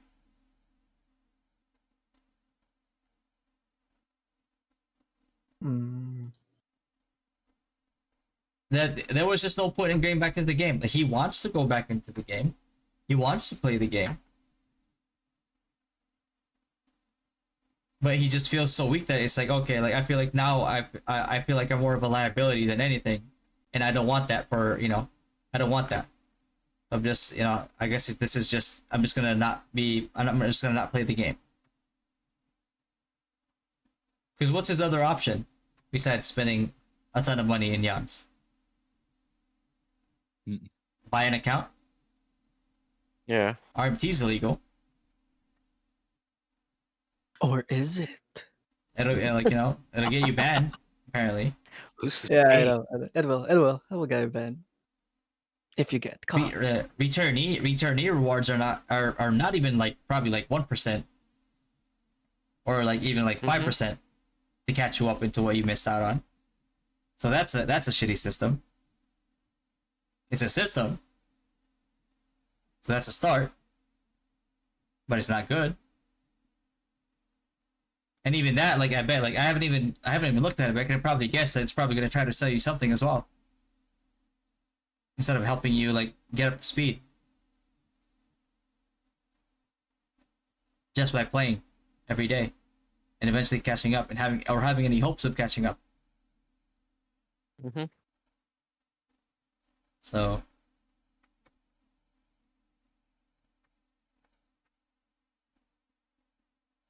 I think ROM has that issue as well for ROM, but I think ROM is more forgiving because there's no like lots of gacha like in here, and I think you can keep like 3 days worth of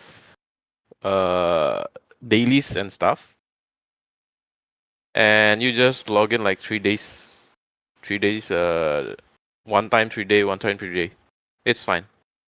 In here, you cannot skip one day. You cannot skip a 24-hour.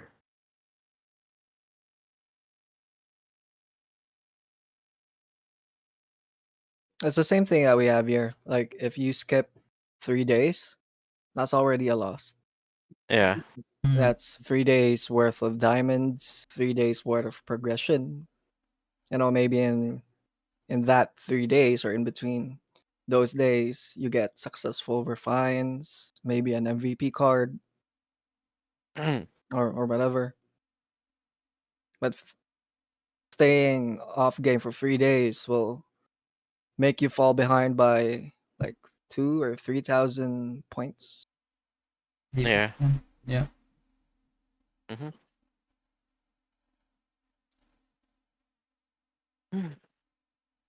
Especially with the Scarlet Moonlight or War of Moon Chasers coming. It'll be a chore for mostly everyone coming this update. Yeah. So making more bloated content is just basically, what that screams to me as a player is like, oh, looks like they're just actually trying to kill the game now. Because like the solution for all of this was definitely not overload you with more content when the game already feels like a chore for a lot of people. That's the sentiment right now for people, is the game feels like a chore. And you can't miss out because you'll fall behind, and when you fall behind, you don't feel like playing anymore because like you know that you're permanently behind. It's just, it's not, there's no longevity, there's no sustainability. And the player population is going to just dwindle and dwindle and dwindle and dwindle, and there's, and it'll be almost impossible to get them back. Mhm.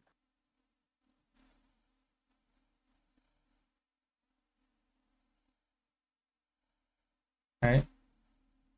And you can say like, yeah, we can put these systems in place like, maybe like a month from now, right? And then it will gradually work our way towards improving the systems and all that. And maybe one day we'll catch up and, be a good game. But with it before by the time that day comes, like a new MMORPG is already out and people want to play that game. Yeah. So Actually, Mini Moogle typed in what's worse is future updates might potentially introduce another power scaling system. oh yeah. It That's always is. it always is, and it's what's going to happen next. Yeah. And it's It's a problem for pay to win games. yeah. Like we'll be gated with a few contents that we need to pay in order for us to get it. Because what the crazy part is right now, it's like the power creep in this game, just in the base game alone itself, is crazy enough already. And now you're introducing more power scaling systems, and it just gets to a level where, it's just too crazy now. Mm.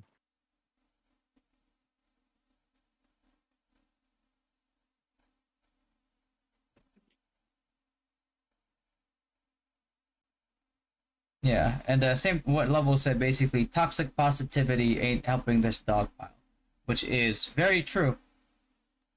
Like you would have to be blind, like incredibly delusional, or in heavy denial, or all of them, to think that there's nothing inherently wrong with this game, or there is, not enough wrong in this game to be a concern.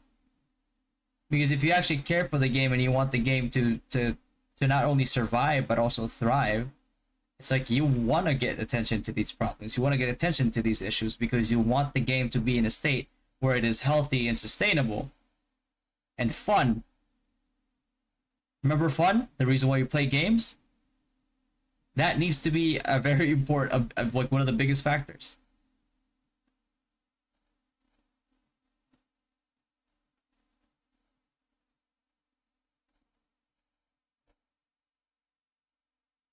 So, I don't know what systems they'll have in place that you can't mention on stream yet. Or, if any of the systems that you're mentioning will even be implemented, and if they will they actually be good? Or is it just going to be another shit show? Guess we'll see. Mm-hmm. But if we will see, we I'm better a see bit- it soon, because I mean, these numbers are starting to drop. Yeah, I'm a bit hopeful. Like 90% of me is doubting it because experience from NA, experience from Taiwan, experience from KR, 100% of me is doubting and it. it's like they didn't really listen to everyone and just went on with their decisions. But if Ragnarok Origin Global will be different and they'll keep their promises, I hope they do. Because if they don't, they'll lose not just us, but everyone who's playing the game. Chat. I know the chat is talking about double D's, Fato. So your I haven't played another another server like the Taiwan, NA, and anything. What's different about them that makes them better than global? That can global carry off from them? First thing out the top of Maybe my the test head, server one, right? yeah. For Taiwan, yeah, and it doesn't have it. First thing out the top of my head, for sure, is the current gacha for red cores is a scam. You can open 80 of them here, and you might not even get a single red core. And then you open like 10, you probably get like 1 or 2. Mm-hmm. Mm-hmm. So there is a deliberate change made to make the drop rate for red cores in those gachas to be simply and completely atrocious. that it dwarfs the fact that like Nyan is cheaper in global than it is in NA, because like when it comes to like cost of getting your red cores, it's gonna cost you like more than 10x, or if like 10x or more, in order to get the get a single red core, or hope that you I'm just getting have enough pieces. I'm getting PTSD when you mention the word or the letter X. But yeah. To answer Fato, what NA did or what NA had, this is what NA did that Global needs to learn from them. Mhm. Owning up on their mistakes. NA apologized to everyone that they messed up. But it was too late because most of us left already. Like Fato was playing a different game. Me? Fato, sorry, Fatty. Me? Now I'm getting confused. Like Fatty is already playing on a different game. We were in Noah's Heart that time. We were just checking in on NA from time to time. I Just already compete. Yeah. just to compete for Odin's Cup. I remember. Um, but it was already too late when they realized that what they're doing was wrong, and I remember they made an announcement on Twitter, I think, or was it on Facebook, that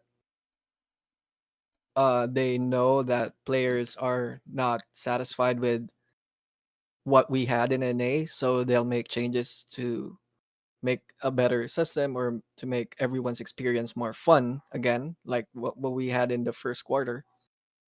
But it was already too late. They merged servers, angeling, deviling, and pouring, and I think Ghost Ring, right? That was Ghost Ring. Yeah.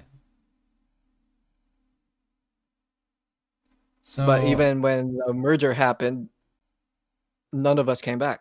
Like the majorities of the people actually spending didn't came back. So I hope Ragnarok or Global can learn from NA and own up on their mistakes. Like when it's plain obvious that they're doing something wrong, they just make an announcement to everyone that we've noticed an uproar on the players saying that we have been doing things differently that are upsetting you guys, Mm. and we apologize, yada yada yada. we haven't even gotten It helps. an apology from like addressing like last week's podcast. No, like if Yeah, but like with the impact that you've said that it has made, not only in Rue but like in other games, I don't think they've acknowledged that mistake or posted any you know any suggested or proposed changes so far. Right? Let me see. yeah, there isn't. No, right? Even the bracketing system for Odin Cup, Mhm. there wasn't an apology statement that says like a sincere apology statement Yeah. or something that can mend the issue. From what I take from the letters is they're blaming us for saying it wrong, Yeah. right? Like, yeah. Apparently, yeah. I'm like, we're not blind. Yeah, that's why I posted like we are wrong. There, fix it.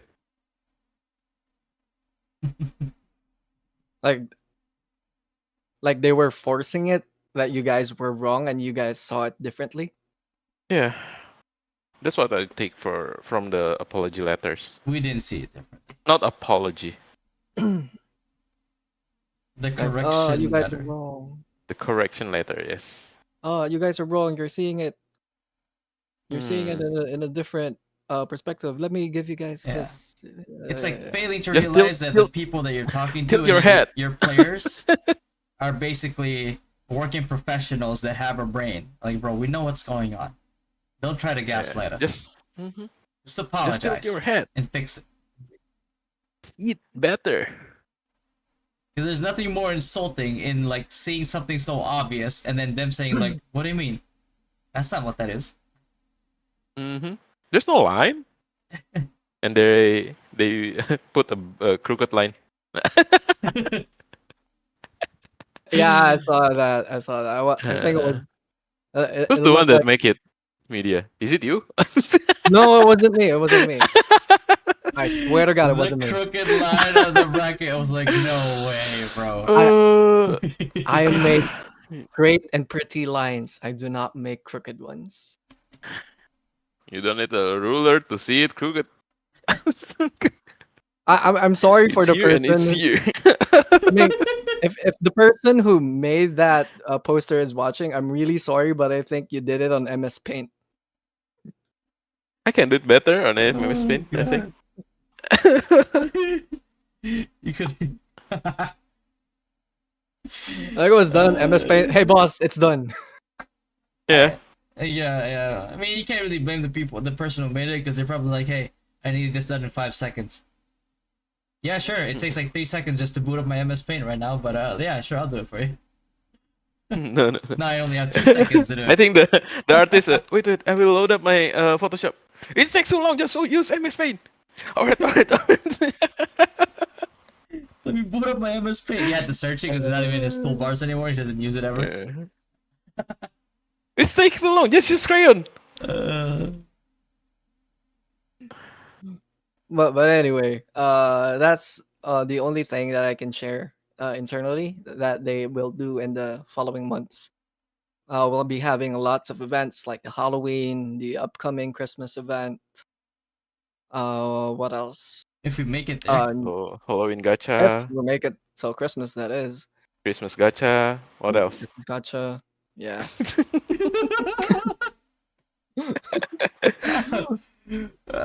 Bro, we've been seeing Glass Time for the past 2 months. Like, give me a break, bro. Give me something else, Yeah. please.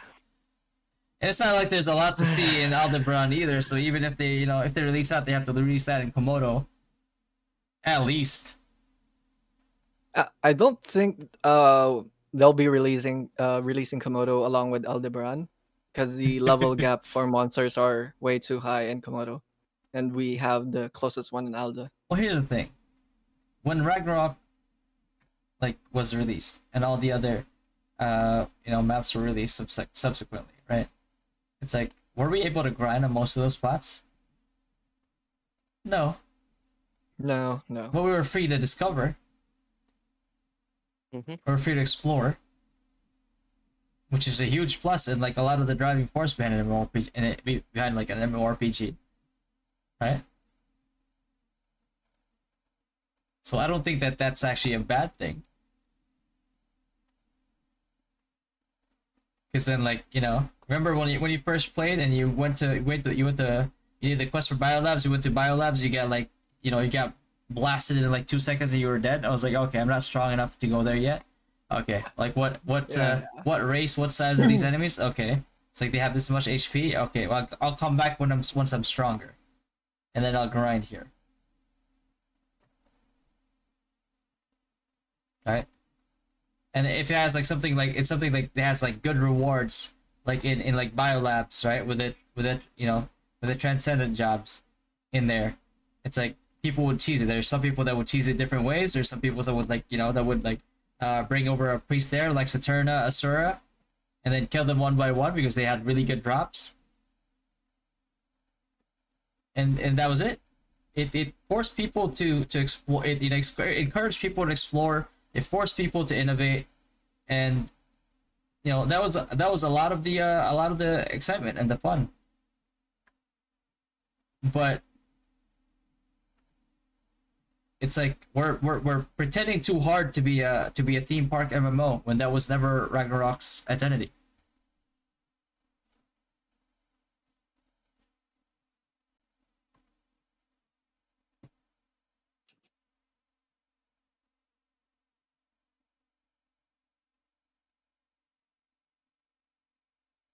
But since you guys are here, like we also have the viewers here, and we have two since one already slept because I think it's 12 in the 12 midnight in um Singapore, Thailand. What do you guys think, or what are your suggestions to make things lighter for everyone, including Lighter. lighter when I say lighter, like things that people can not pay attention to, You and went people skip that tickets. aside from skipping things, like we'll have skips on TON soon, so that's kind of out of the Really? way. Oh, We'll be hallelujah. we'll Oh, be having skips on TON season 2, but you need to clear normal first, then you can skip hard. But there isn't any skip for Nightmare in Hell. Oh, okay. None for Nightmare in Hell. Nightmare should be skippable if you finish it already, I think. Hell, yeah, I can understand that. But Nightmare should be at least. Corey, there'll be changes that it'll be able, you guys can able to be to skip both T1 S1 and season 2. It makes Okay. no sense once you've like cleared. Like hell, yes, because like there should be an incentive Yeah. to do that. But at the very least, Nightmare should be skippable. Mm-hmm. But yeah, since we have one of the creative heads watching, what do you guys think that can make the things in game a bit lighter for players, like small spenders, free to play players, and even mid spenders? Because we all You know can that whales, like whales, can just buy out everything.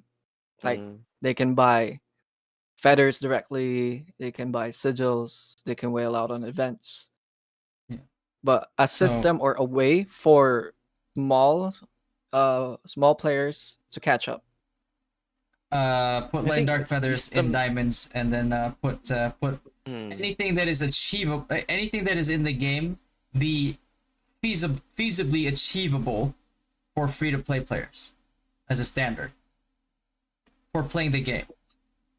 And number 2 would be stop insulting players by making events and showing them really good rewards, and lulling them into this false sense of of expectation that they will get those rewards and entice them with it if they do all the events. Because like for example, right now in the current event, like you have that mount, looks really cool, right? Like nice car, you can even like get your partner in there as well.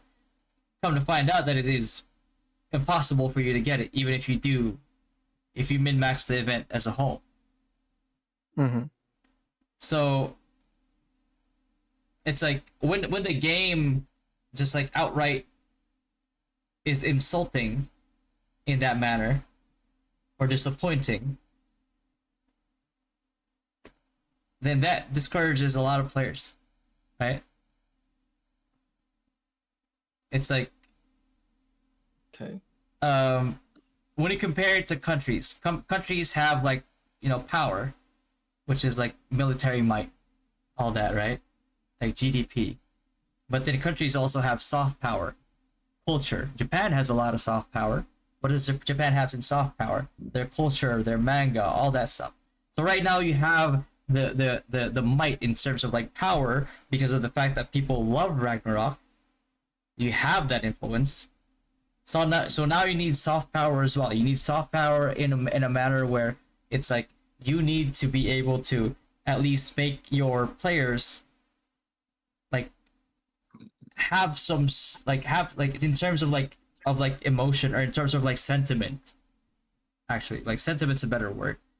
Softness towards you, to where they're appreciative of the fact that you take care of them. Because at the end of the day, it's like, yeah, sure, big money on the whales, nice. But when you abuse and you insult your free to play players to the point where they just like, okay, this game is not even worth it. There's no way that I'm ever gonna get like all the red cores that I need. It's like, I'm bored of this class. I want to reroll to a different class. Oh, but I can't. Guess what? I can't. because then I have to reroll all my cores, and I know how abysmally low the drop rate is for cores. So I'm just gonna keep playing this class that I don't like anymore because it's not feasible to switch classes. So now I'm gonna keep playing this class that I hate until I just get tired because I just really don't want to play this class anymore and I just quit the game.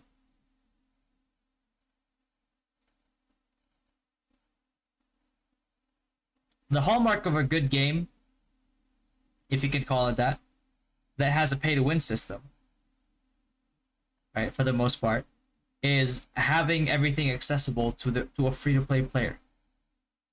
It doesn't have to be as fast as somebody who can whale out.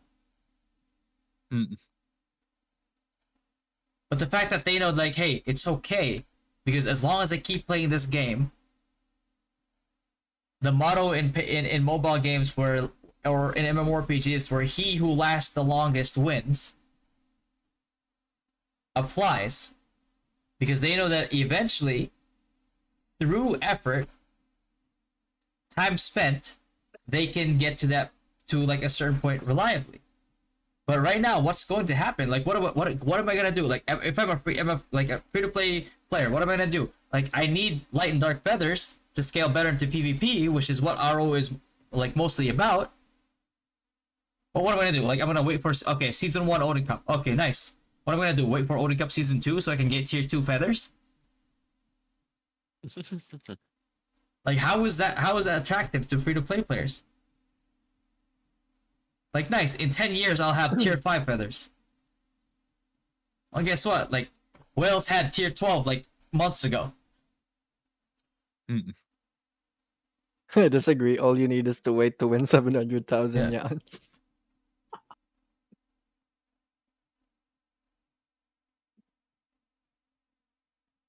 So it's just it's very basic things that, like, all you have to do is ask people who've played MMORPGs for a long time and are very aware of certain systems and certain, like, you know, basic fundamentals that, like, each MMORPG has that has made them good.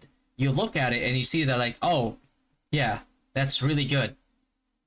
Like, it would be unimaginable for that game to not have this system. Then you look at Rue, and all of a sudden, like, oh wait, Rue has none of those.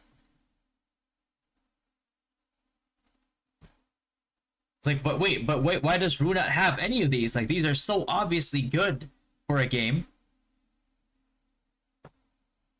And therein lies the problem. Is that the sentiment for Rue right now is that, it's painfully obvious that the people that are in charge of making, like, huge changes into the game that will affect player experience are people that don't really experience the game for themselves to the point where they're aware of what is fundamentally wrong with the game. And there's a lot.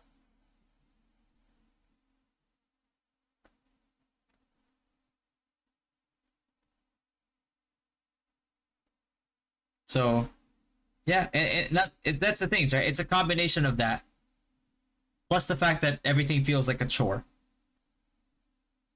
which would be okay if there's actually, like, a light at the end of the tunnel, but there's none.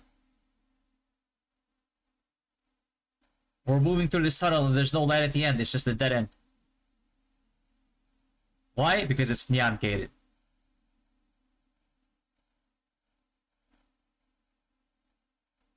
Time gated is fine because eventually we'll get there, as long as the rate is reasonable.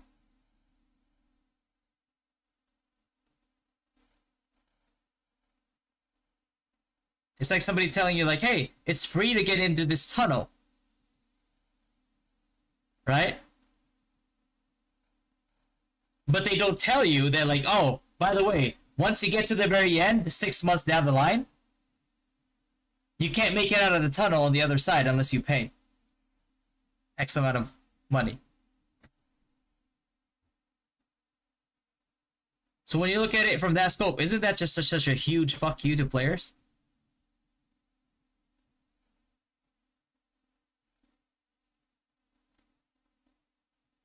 It is. It is.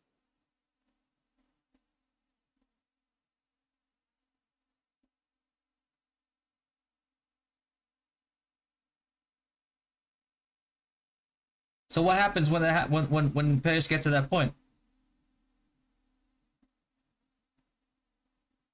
Every single player that has quit the game says the same thing. Every single player, and I tell you, every single player that has quit the game says the same thing. It feels like they just had a huge load off of their shoulders. And if that doesn't say chore, or that your game is in a really bad state, I don't know what does. Because like a player is supposed to be like, okay, I just got off of like an 8-hour shift at work, put in like travel time to get to home. I have 4 hours of free time, or 2 hours of free time, because like the remaining time should be for family and like sleep. Nice. It's like, man, I played for 2 hours today. I played for 3 hours today. Can't wait till I get back home again tomorrow so I can play again.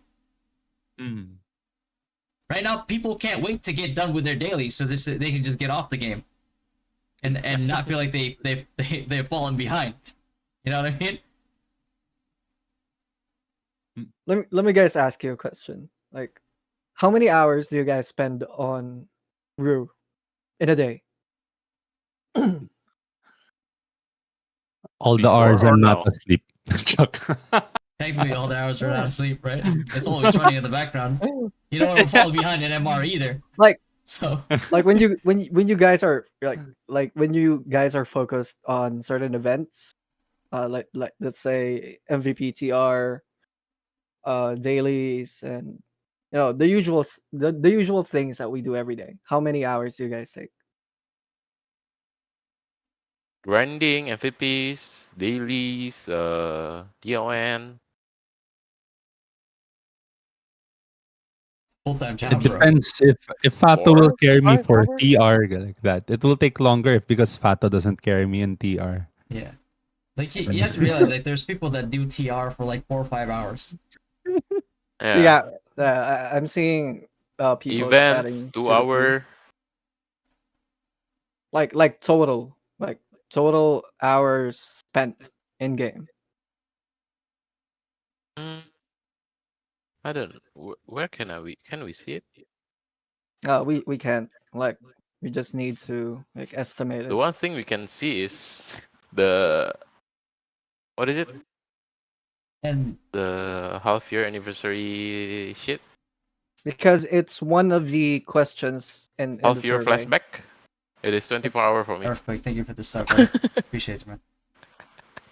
like 6 to 12 hours minimum. You guys serious? 6 hours, 8 to 10 hours, including night chores on Rue. Yeah, that's a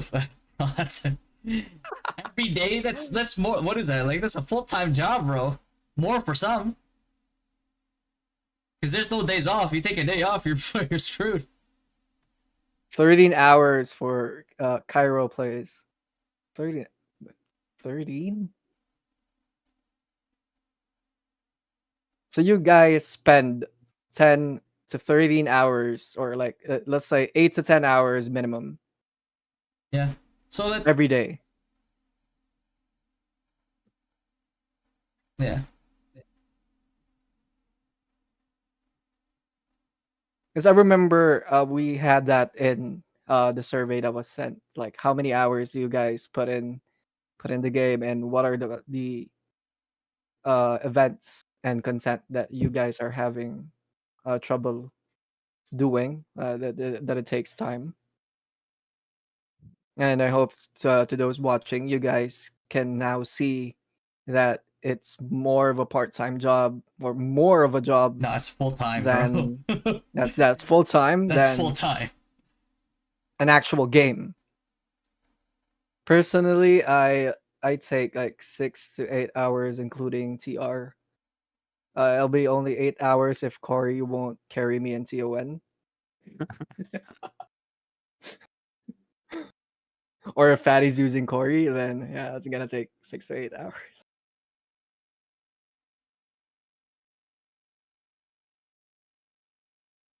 But goddamn, 8 to 10 hours, 6 And it's every hours. day. If you That's miss too a single much. one, you fall. If you continuously miss those events, like it's yeah. I was So just thinking in front eight, it's so hard to TR. I mean, I know. even if I was with Buster, Buster is around a little bit less DP than Fato. It still takes us maybe an hour to 2 hours to TR. yeah, Even in Islude 7, when the TR people are awake, it'll take Mm-mm. you like roughly 3 to 4 hours to finish if you guys are unlucky. And you need to wait like the next wave for GH bosses to spawn and hope for a TR.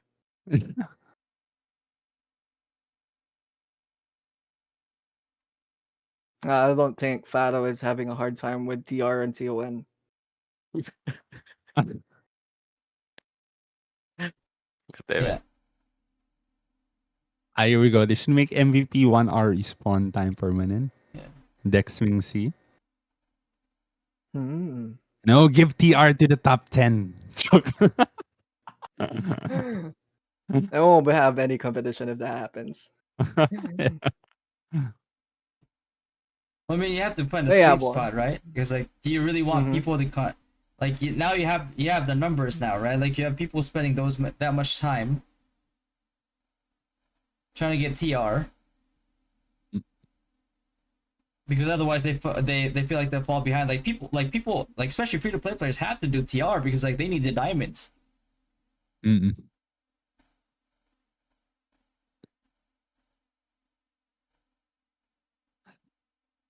So that Yeah. alone gives you guys an idea on how much hours they put into the game. Mm-mm. And maybe we can find a way, like find a certain sweet spot to make things lighter. Because I think putting in too many hours in game makes us more burnt out.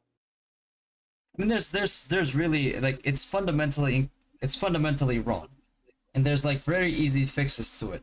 There's a lot of things that can be fixed right away, and there's a lot of things that will take time to fix. And as little faith as I have in Gravity, I love the game. I love Ragnarok in general. You know, and I'd be more than willing to give my time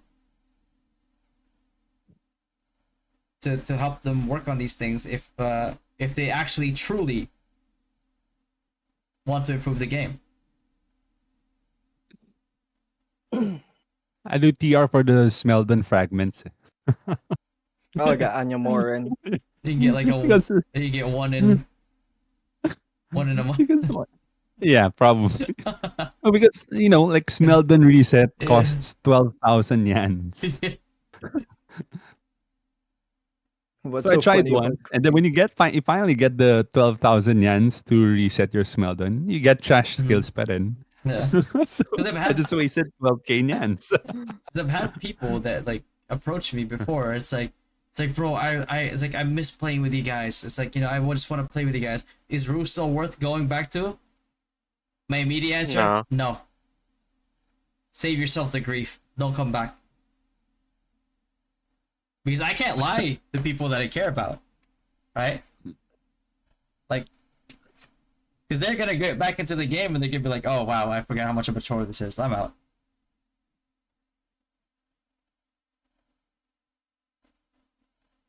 So I can't even go like, "Bro, you need to play Rue, bro. It's such a good game. Like, such a good game now. Like, they made all these changes. This, and this, and this, and it's so much better now." And then they ask me like, "Oh, okay. Like, if I play free to play, low spender, mid spender, like, can I have like a steady growth in terms of like my my progression?" And then like, well, I mean, you need light and dark feathers spent on yawns. You also need your statues, your metal. Oh yeah, they're gonna have like this the feather balancing system soon. Like, oh yeah, they're gonna have like another card deposit thing soon where like you can deposit cards up to 3 stars, and you know, and like halfway through that, I've already lost them. You have like the Resetting legendary Smeldon's weapon like minimum salary. system. That you need a minimum of a plus 18 piece of gear. Like, how am I supposed to convince somebody to play the game?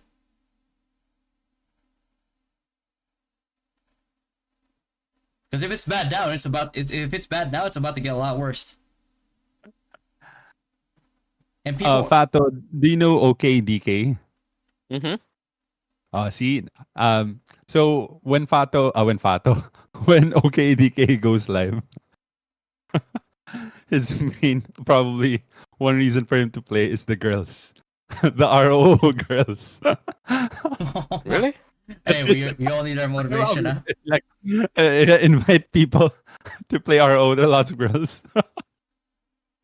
You know, You know how I watch OKDK every night when he goes live because he's always hitting on his audience. You know, like Fato does his community runs, Nightmare Temple. OKDK also does community runs, but his priority is Pinays. Oh my So gosh. OKDK is Indo. Okay, he's Indonesian, but his priority is Filipino women. Nice. See, that could be motivation to continue playing. Well, yeah. I mean, imagine, right? Imagine if you have, if that's like what their, what their motivation is. Imagine if you have like a lot of streamers, those like a bunch of those streamers being female that are willing to stream because there's like incentive to streaming. I think we have someone like that here in the Slude 7. You know, we have someone like Yes, that in we Slude 7, do. but Is his name Little Fatty? no. No, Aside from Fatty, No. there's another one. You have another Like one. like the other day, I was asking Fatty for advice. You know, his wife gave me better advice than him. Okay, first of all, in order to get her, she didn't even know what I hit her with. And I So think it's I think she's watching. it's a horrible thing to ask. Okay, I'm not gonna get into that. I'm not gonna get into detail. We're gonna be off topic. Yeah, will be. But anyway, moving forward, things that they promised are really good, and I think that they pushed through with all the things that they said. In terms of the player base that we have, that they already sent surveys that I think and I hope that they read every suggestion, every comment in the social media platforms that they have, even in the Rue Discord. I really hope, and I really do hope that they read it to make everyone's lives better, to make Rue fun again, because that's what we all want. And I remember two of my co-artists said this, and I'm gonna say it again since I know there are people from the higher ups watching. We do not care about the nyans you give us. We just want to share everyone what we make, and we want to be equally part of the community, like without having any titles. We just want to show our work, share it with the other players, like player to player, and we want things to progress more lightly moving forward. Enough with the pay to win events. Like I know it's a business, but come on, make make something realistic for everyone to achieve. Not especially this Fenrir event where you guys advertise that they can get a mount, but in order to get that mount, you need to spend like hundreds of thousands just to get it. That's that's just false advertisement for me. And to our artists, to the content creators, I hope they already reached out to you guys so they can make up to the things that we were supposed to get in the first place. So what I shared earlier, the 700 yans and the 100 yans and 100 diamonds, if they will push through with what they promised, I know that we'll be getting more than what we get today. So I'm really hoping, but since personally I've already experienced gravity for quite some time now, uh, I'm doubting 90%, but like 10% of me is hoping that things will be better. Also, to clarify, to the community manager of Gravity Game Hub that reached out to me, Gravity Game Hub is really distant to the team that handles Rue, and they are not the ones managing Rue Global. So for the players of Landverse, for the players of other RO games that quit because of the podcast last week, what Rue is doing is none of Gravity Game Hub's concern. It's just making them look bad because of what Rue is doing. Mm. And apart from that, you guys can come back anytime. I mean, I'm not really sure of what's happening in the other RO games, also in Rocks, because I know Rocks is handled by a different company, and I don't know why you guys quit Rocks because Rocks isn't even handled by GGH. So yeah, I just wish that things will move forward in a better light. So that way the players that we lost can come back with, you know, Renewed faith. new hope, renewed faith, and they'll believe in the company again. So are you back with RO or Of moving course on with your not. life? Okay. Nah, Okay. I'm just gonna do a few projects. Then I'll be working on this news. I can uh give out to everyone. I'm gonna plug it. So I'm gonna plug it in Look it. 2024. Fatty already knows about 2024. this. Fuck! Fatty already knows about Sorry. this. In 2024, guys, there will be a new RO game going to be released, and it's not based on Origin. It's not based on RO1. It's RO2 Huh. with Unreal Engine. Like the Bye. one on Steam? Only? No. PC only? It's gonna be on PC and mobile. Is it Unreal like Engine on mobile? Ragnarok on Steam? Ragnarok UE5? 2? No. RO2. Unreal 5 It's on a different chip. mobile? Different. So it is the revived version of RO2. Now, The failed one? Is it yeah, gonna be the failed another one. theme? The failed one. The Is failed it gonna one. be But another theme park MMO? I don't think so. I think HQ is doing a lot of changes to the original RO2, making it more dynamic in certain ways, and it'll be a different experience to the RO2 players that played back then. So I want. I'm really looking forward to the trailer coming this December, and the first quarter of 2024 we'll be seeing official footage of the gameplay and stuff. Can we alpha test this or beta test? Yeah. Invites are already sent. I think they'll be sending Ooh, invites to test players and Gimme. streamers. give me, bro. Gimme. Friday podcast being test night. I'm assuming there's no NDA yet. Yeah. I already sent Fatty's details, so I can send Chin's and Fato's Yeah. Alright. details as Just well. fatty, So okay? Okay, just fatty. I just heard said you. to both of I you guys heard it. too. You guys I are not heard loved, it. bro. I'm all I for just it. said it. I'm gonna okay. give. I'm gonna invite you guys too. Don't worry. Don't Hey, worry. sorry, guys. Alright. I'll stream it for you too. Okay, don't worry, guys. Come on. Okay. Goodbye, guys. Thank you so much. Bye You bye. guys are blacklisted, probably.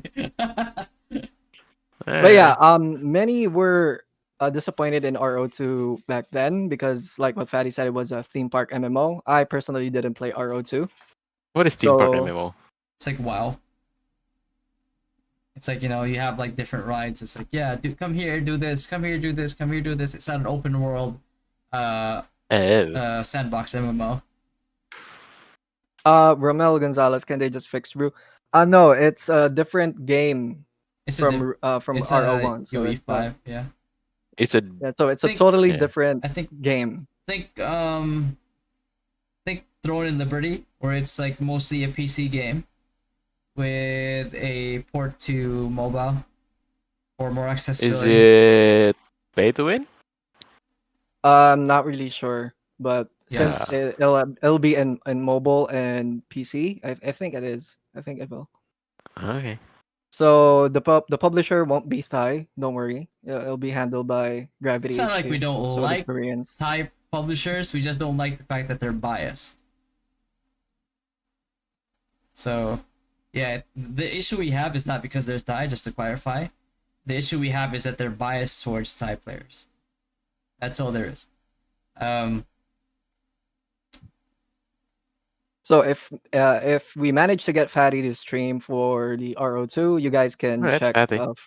like Fatty, Fado, and Chin. There, there, there, Oh my there, God. Alright, there. Fatty. Mhm.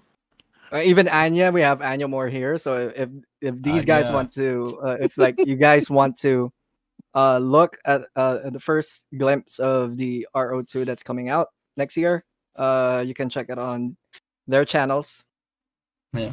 and you'll get to see some of the costumes and NPCs that I designed myself too. Honestly, in terms of like, Can we see? Can we see? Preview. Just one. Nope. Just one. Yeah, if No? I leak it, I'll lose my job, and I'm Ah, gonna face charges. it's fine. You find a new job. It's okay. Yeah, you'll find a new job. I'm gonna face a lot of charges. It's only charges. It's an indie company. It's fine. Yeah, okay, 2024 is here's the thing. 2024. Okay, move. Yeah, go on. It's like, I think in terms of monetization, Black Desert has found the sweet spot. Like in terms of monetization for like, you know, for like an Eastern game. And you look at their like, they have a really good reputation right now. They're on the rise in terms of like player base, and you know, they've gotten to a healthy monetization to the point where, like, yes, you can still whale, you can still progress, right? Especially if you're like working like a, you know, like a 9 to 5 job. Like you can still, you know, pay to win essentially, but it's like it gets to a point where, like, you know, pay to win is is mitigated by the amount of like the hours that somebody can put in a day grinding, right? And it also gets to a point where it's just like the game just constantly throws out like really good cosmetics. Like, you know, let's say like they have like a sailing system, so their boat has skins. They have a lot of skins for all the classes. They have a lot of skins for all the, you know, all these stuff, all these things that usually make like a game successful. Like a game, let's say like Mobile Legends, a game like League of Legends, a game like, you know, Dota, free to play games, but like no pay to win elements, but because of like the quantity and the quality of skins that they put out, which means like players are going to be constantly buying them as they come out, because like skins Not are a Dota. thing. Mm-mm. They become like not just profitable, but like their longevity is insane. Their competitive scene is respectable. Nobody respects Odin Cup right now. Let's be honest. Mm.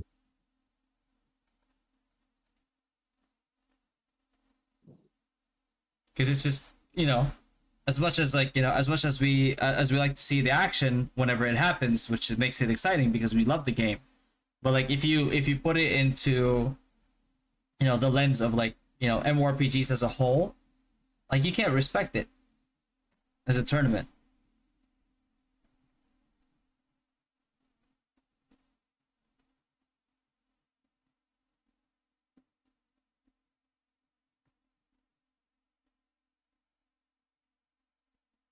But yeah. Well, we'll see. We'll see. We'll see. We'll see what they do going forward.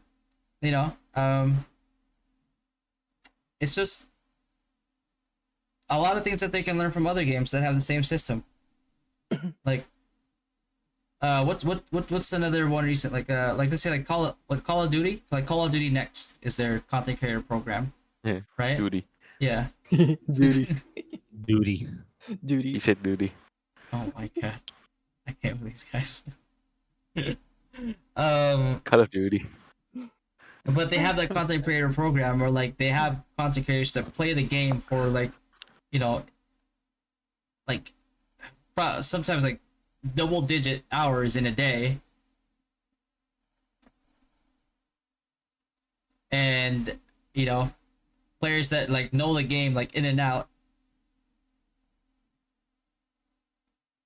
and ask them like what can be improved.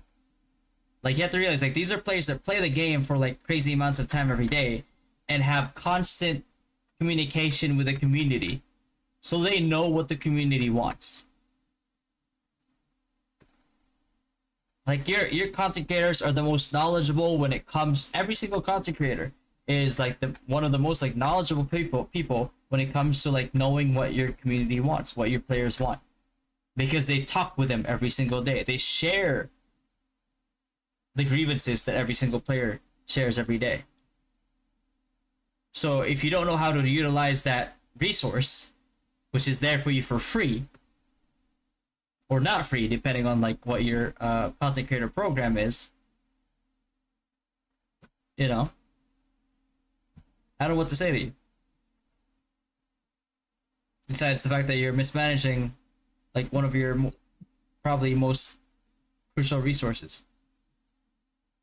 If you really want to genuinely improve your game. Which, you know, truth be told, at this current point in time, everybody believes to be zero. Until proven otherwise. And that's it. And now I'm hungry. Agree. Agree. So yeah, at least we got things cleared, because when one of the CMs said that it made other GGH games, or they it really made them look bad because of what Brew is doing, that was unintentional. We didn't intend to make the company look bad because of what Brew is doing. So just to clarify, it's just Brew. You know, the other RO games are fine on their own. And if you quit just because of what Brew is doing, it's not handled by the same publisher or company, or management rather. I'm It's fucking quitting handled by a anyway. different one. No, I'm just kidding. I'm So kidding. I'm Quitting joking. right I'm now. joking. so if you guys are still playing, you know, like RO Labyrinth, RO Landverse, ROX, yeah, you guys can continue on playing that. When is third job coming? Soon, soon. He said third. It's coming soon. He said third.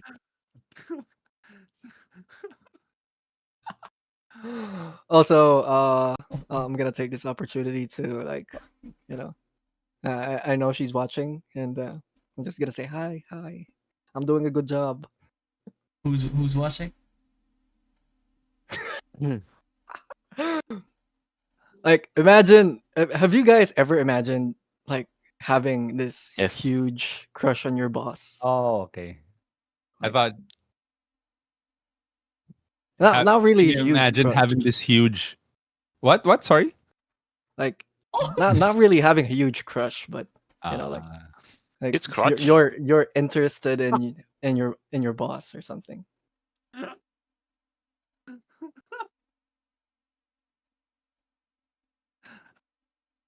Go on. I can't go on. Chin is laughing so hard. No, can you imagine having this huge crotch? What? It's crotch. Okay. On your boss. No, it isn't. It isn't. It isn't that CM tricks. It isn't her. In that case, man, yo, Fato, can you be my boss? Put my huge crush on you. I have a huge crush. Let me show you guys. Oh, sorry. Stand up. No. Real life, real life. Sorry, Stop. sorry. It's not her. It's not her. But yeah, it's like we've getting to like talk for for quite some time about work, about personal stuff. It makes me want to like visit Thailand soon. So Mhm. like whatever. Well, But I shout out to you, boss.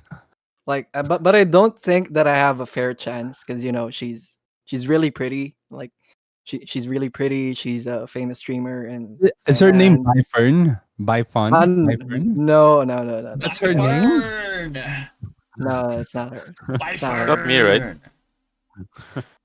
But she's really nice. She's been helping me with a lot of things. She was the first one to feel sorry about what happened to us, Oh, that was me. and Oh, We made a then change. like the other day I What asked about us?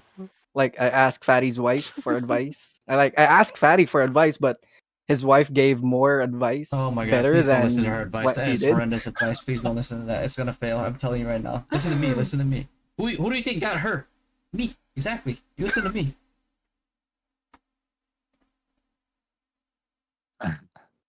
But yeah, she's my boss, and she's the one that actually reached out with certain things that we can work on and improve on in the game.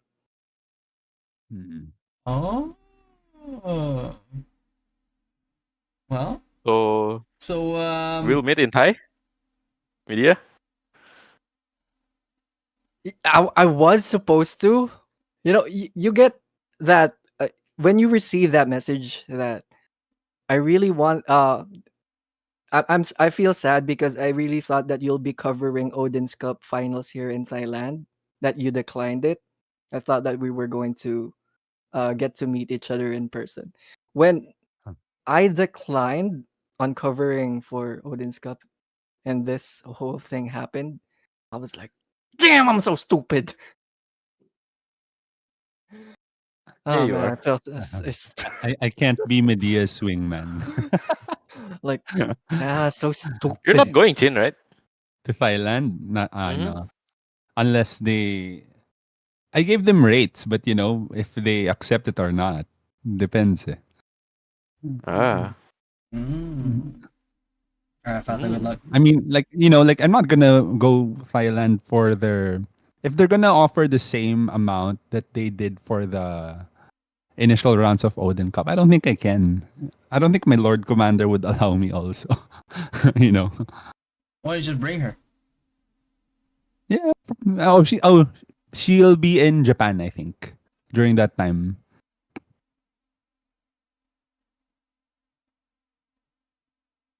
So I'm just not worth it? Okay. Oh no. Yeah, you're not. Okay. Yeah, Fato should be the wingman. Yeah, Fato should Like be Media's so, wingman. so Faro, you guys will continue to the finals. Wait, what? You guys are gonna go to Thailand for the finals, right? It's semifinals. Yeah, semifinals and the Damn, What are you next. saying here? scripted. You guys are already going to What finals. are you Oh, saying okay. here? Scripted. Okay. Okay, Ah. media. Odin Cup is I know. scripted. Yeah. GG. Odin Cup is scripted. No. I mean, like the semifinals is on the 21st. The grand finals is on the 22nd. So you guys need to be there and on the same on the Yeah. same day. It's the following day, so you have Yeah, to the Can you fly following out ask? day. right away. Can you ask why that hotel? You're flying already to Thailand. You Like, you already won imagine against Rice. Pato, you better like not lose, bro. You better not lose if you get to the finals. You better not lose, or else like next day interviews and be like, all right, Fato. So how does it feel to disappoint your whole country? It feels The good. Odin Cup. Felt really They will good. taste. They will taste the defeat. I can imagine Fado playing Odin's Cup before flight. Huh? Like he has his phone and my flight is in an hour, but I still need to play Odin's Cup. Oh, High Wizard lineup on Rise. they saw Fato. That's the inspiration. Yeah, that's why they saw Fato's High Wizard. Did you see my video, Fato? No. I made you the star of my. That video was for Huawei, I think. Yeah, and that video was for Huawei, and then I put a. They asked me to make a highlights reel for Odin Cup. Of course, I'm gonna put you in there. Although, here's the thing, God. because you know how we were just watching it on stream, right? We were just watching it on YouTube, and the quality was trash. I mean, the stream quality that they broadcast wasn't so good, right? It was a little blurry. You can't really read the name. Mm. So, I was just kind of like basing it off of Fatty's shoutcast. But I submitted it anyway and they accepted it regardless. So I guess it's fine. the charge attack into Magic Crasher. Yeah, exactly. It even flashes next that level. you got like a kill streak there. I'll watch it later. It's I called it like it's just Odin Cup I called it the Odin Cup meta. That's the tag. Big if true. Charge attack into Magic Crasher. Holy shit.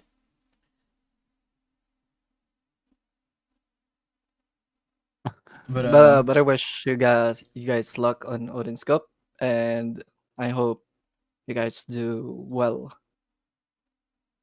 Yeah. But let's talk about this confession real quick. What's the next move? Whose advice are you gonna follow? Yeah, I'm gonna follow what your wife said. Not you, Fatty. It's destined to fail. So what was the Anyway. advice? Like, take it slow. If we That's we've what I already said. talked You about just it. copy pasted what I said. Like if we have our Scam. schedules free, we can we'll be I don't think we'll be meeting this October. Probably second week of November. I'll try to fly to Thailand.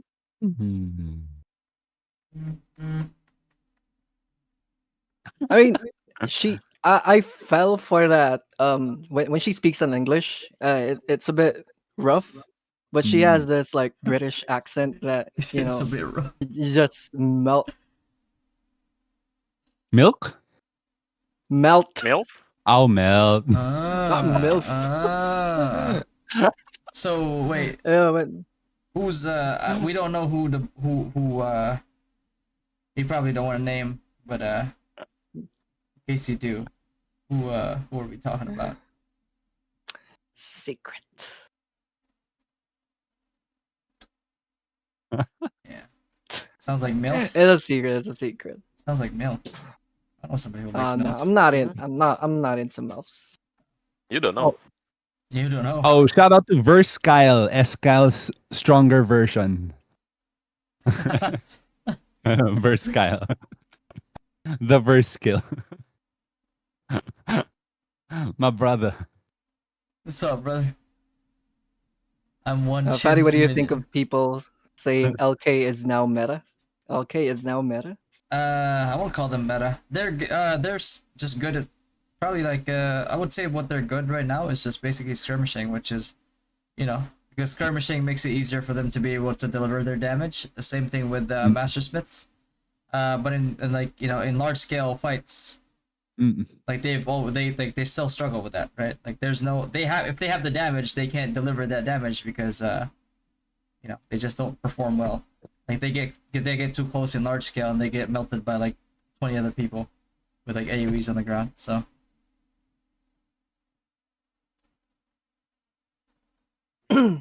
Don't go slow.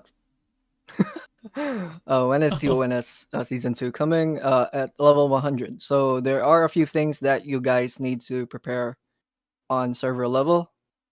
If you guys are going to buy the growth packages, there'll be two level 100 for diamonds and level 100 for nyans. I think we'll be having the third slot for two-handed weapons and the second slot for shields.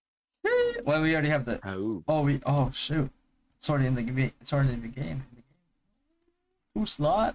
Nice. We're really not gonna do any damage anymore. Fuck. Wait, when's this gonna happen? When's 2 slot gonna happen? Level 100. Oh, okay, we're there already. But still maybe, right? Yeah, but that's still tentative. If we will get that along with the season 2 But it's slated level already. 100 equips, but it's already there. The same thing that we had in NA, like 3 slots, 200 weapons, and 2 slotted shields. Armor will still be 1 slot. We'll be having the new Sage book, which is Hope.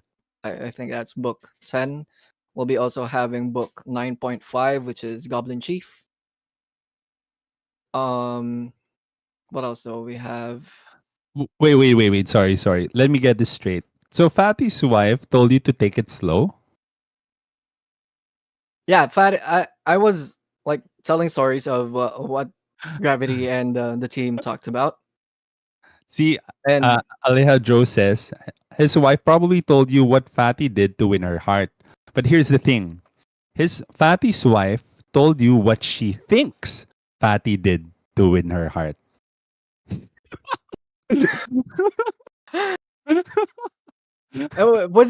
she was telling us the whole story how him and her got together. Let me Yeah. tell you one thing, man. And this is not to sound sexist at all, by the way, but this is just the truth.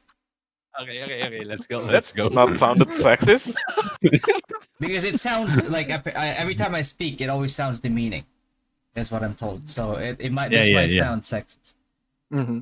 Women don't know what they want. Exactly. They think they know what they want, but they don't. Exactly. Damn. Damn. Damn. You have to make them think that it's going their way. Yeah, that's the thing, because like a few days ago, she said like, I don't think LDR would work out. I prefer someone that's near or like along my area or in the country. Then right after that, but I really wanted to meet you. Like, if given a chance for me to or for us to meet up, I wouldn't pass up on that opportunity. I was like, girl, make up your mind. You want me to come or not? Like, come, go in Thailand, not the one you're thinking. Oh, come on, right? To Thailand. When you said that, I had to look at Fato's camera.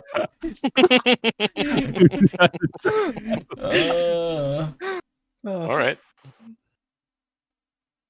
But yeah, it's like I don't really know what she meant or what she wants. Because all along, I think I was like, man, I'm not gonna have a chance out of this. Not with that Don't attitude. say that to her. But Mhm. you know what?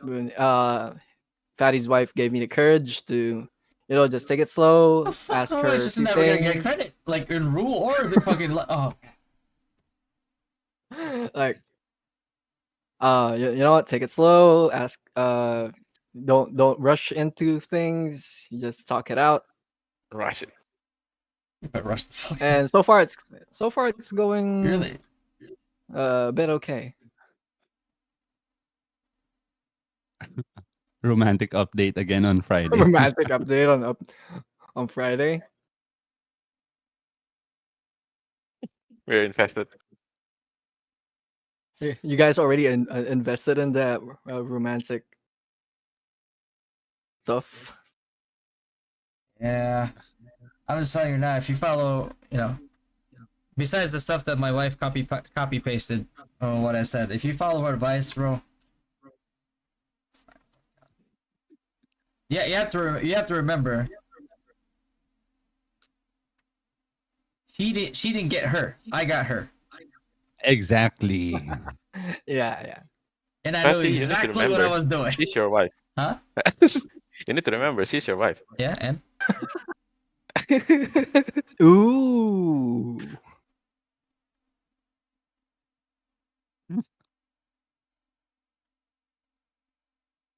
So yeah, I think we're keeping both of them late because it's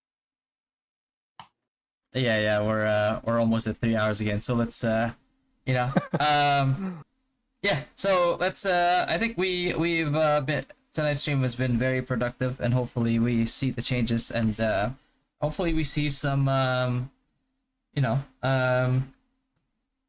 some recognition on Gravity's side. You know, like actual sincere apology, proposed changes. You know, credit where credit is due. You know, just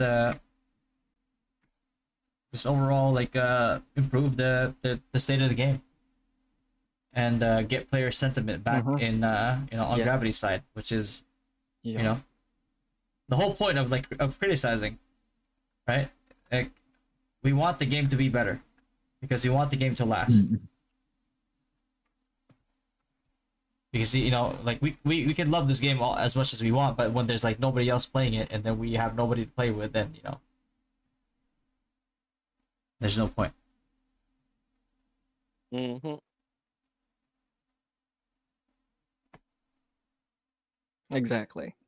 And I really hope that all of the promises will push through, and I hope that one day we'll get Fatty as a veteran streamer, and we go with the And Chin, streamer program. Don't forget the key. The Key? What key? invites. Oh yeah. that's the only thing that's been on his mind this whole time. Yeah. Don't worry. Yeah. Alright. I'm pretty sure that you, Chin, and Fatty streaming the new RO2 game will make more players want to try it. Until I start trashing it. I was kidding. I was kidding. If it's good, I'll say good things about it.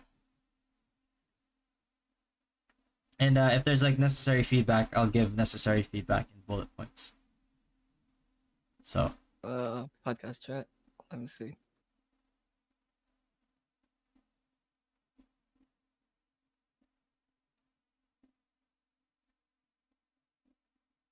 Ba-da-ba-ba-da.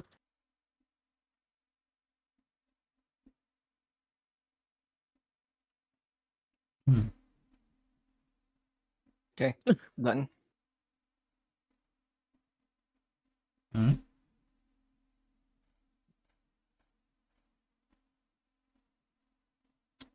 Thai girls don't want slow the way they talk in English. They Okay. want talking fast. That's it. No, don't listen. Don't listen to that. Fucking Luke. All right. All right. Anyway, so we'll end the podcast on that note. You know, hopefully like that ended on a positive note, and then yeah, we'll see you guys again next Friday. Hopefully, within the next 7 days, we'll have you know, we'll have an update when it comes to Medea's love life. yeah, I have an update if I the got actual jumped or game not. that we Yeah. play, and yeah, that too. All right, you know, we'll be looking at that announcement channel on the Rude Discord, see if there's any, you know, accountability being made, and then we'll base it off of that to start. All right, guys. Good night. And Good night. yeah, Trix was supposed to join us, but he just didn't join us tonight. He's just too shy. All right, GG's. Okay, fine. I'm gonna keep him waving. I'm gonna let the stream keep going until he gets tired. Yeah. I'll be faceless and still in projects at Gravity. So this is the only thing you He's guys still will see. waving. All right, Max. All right, GG's.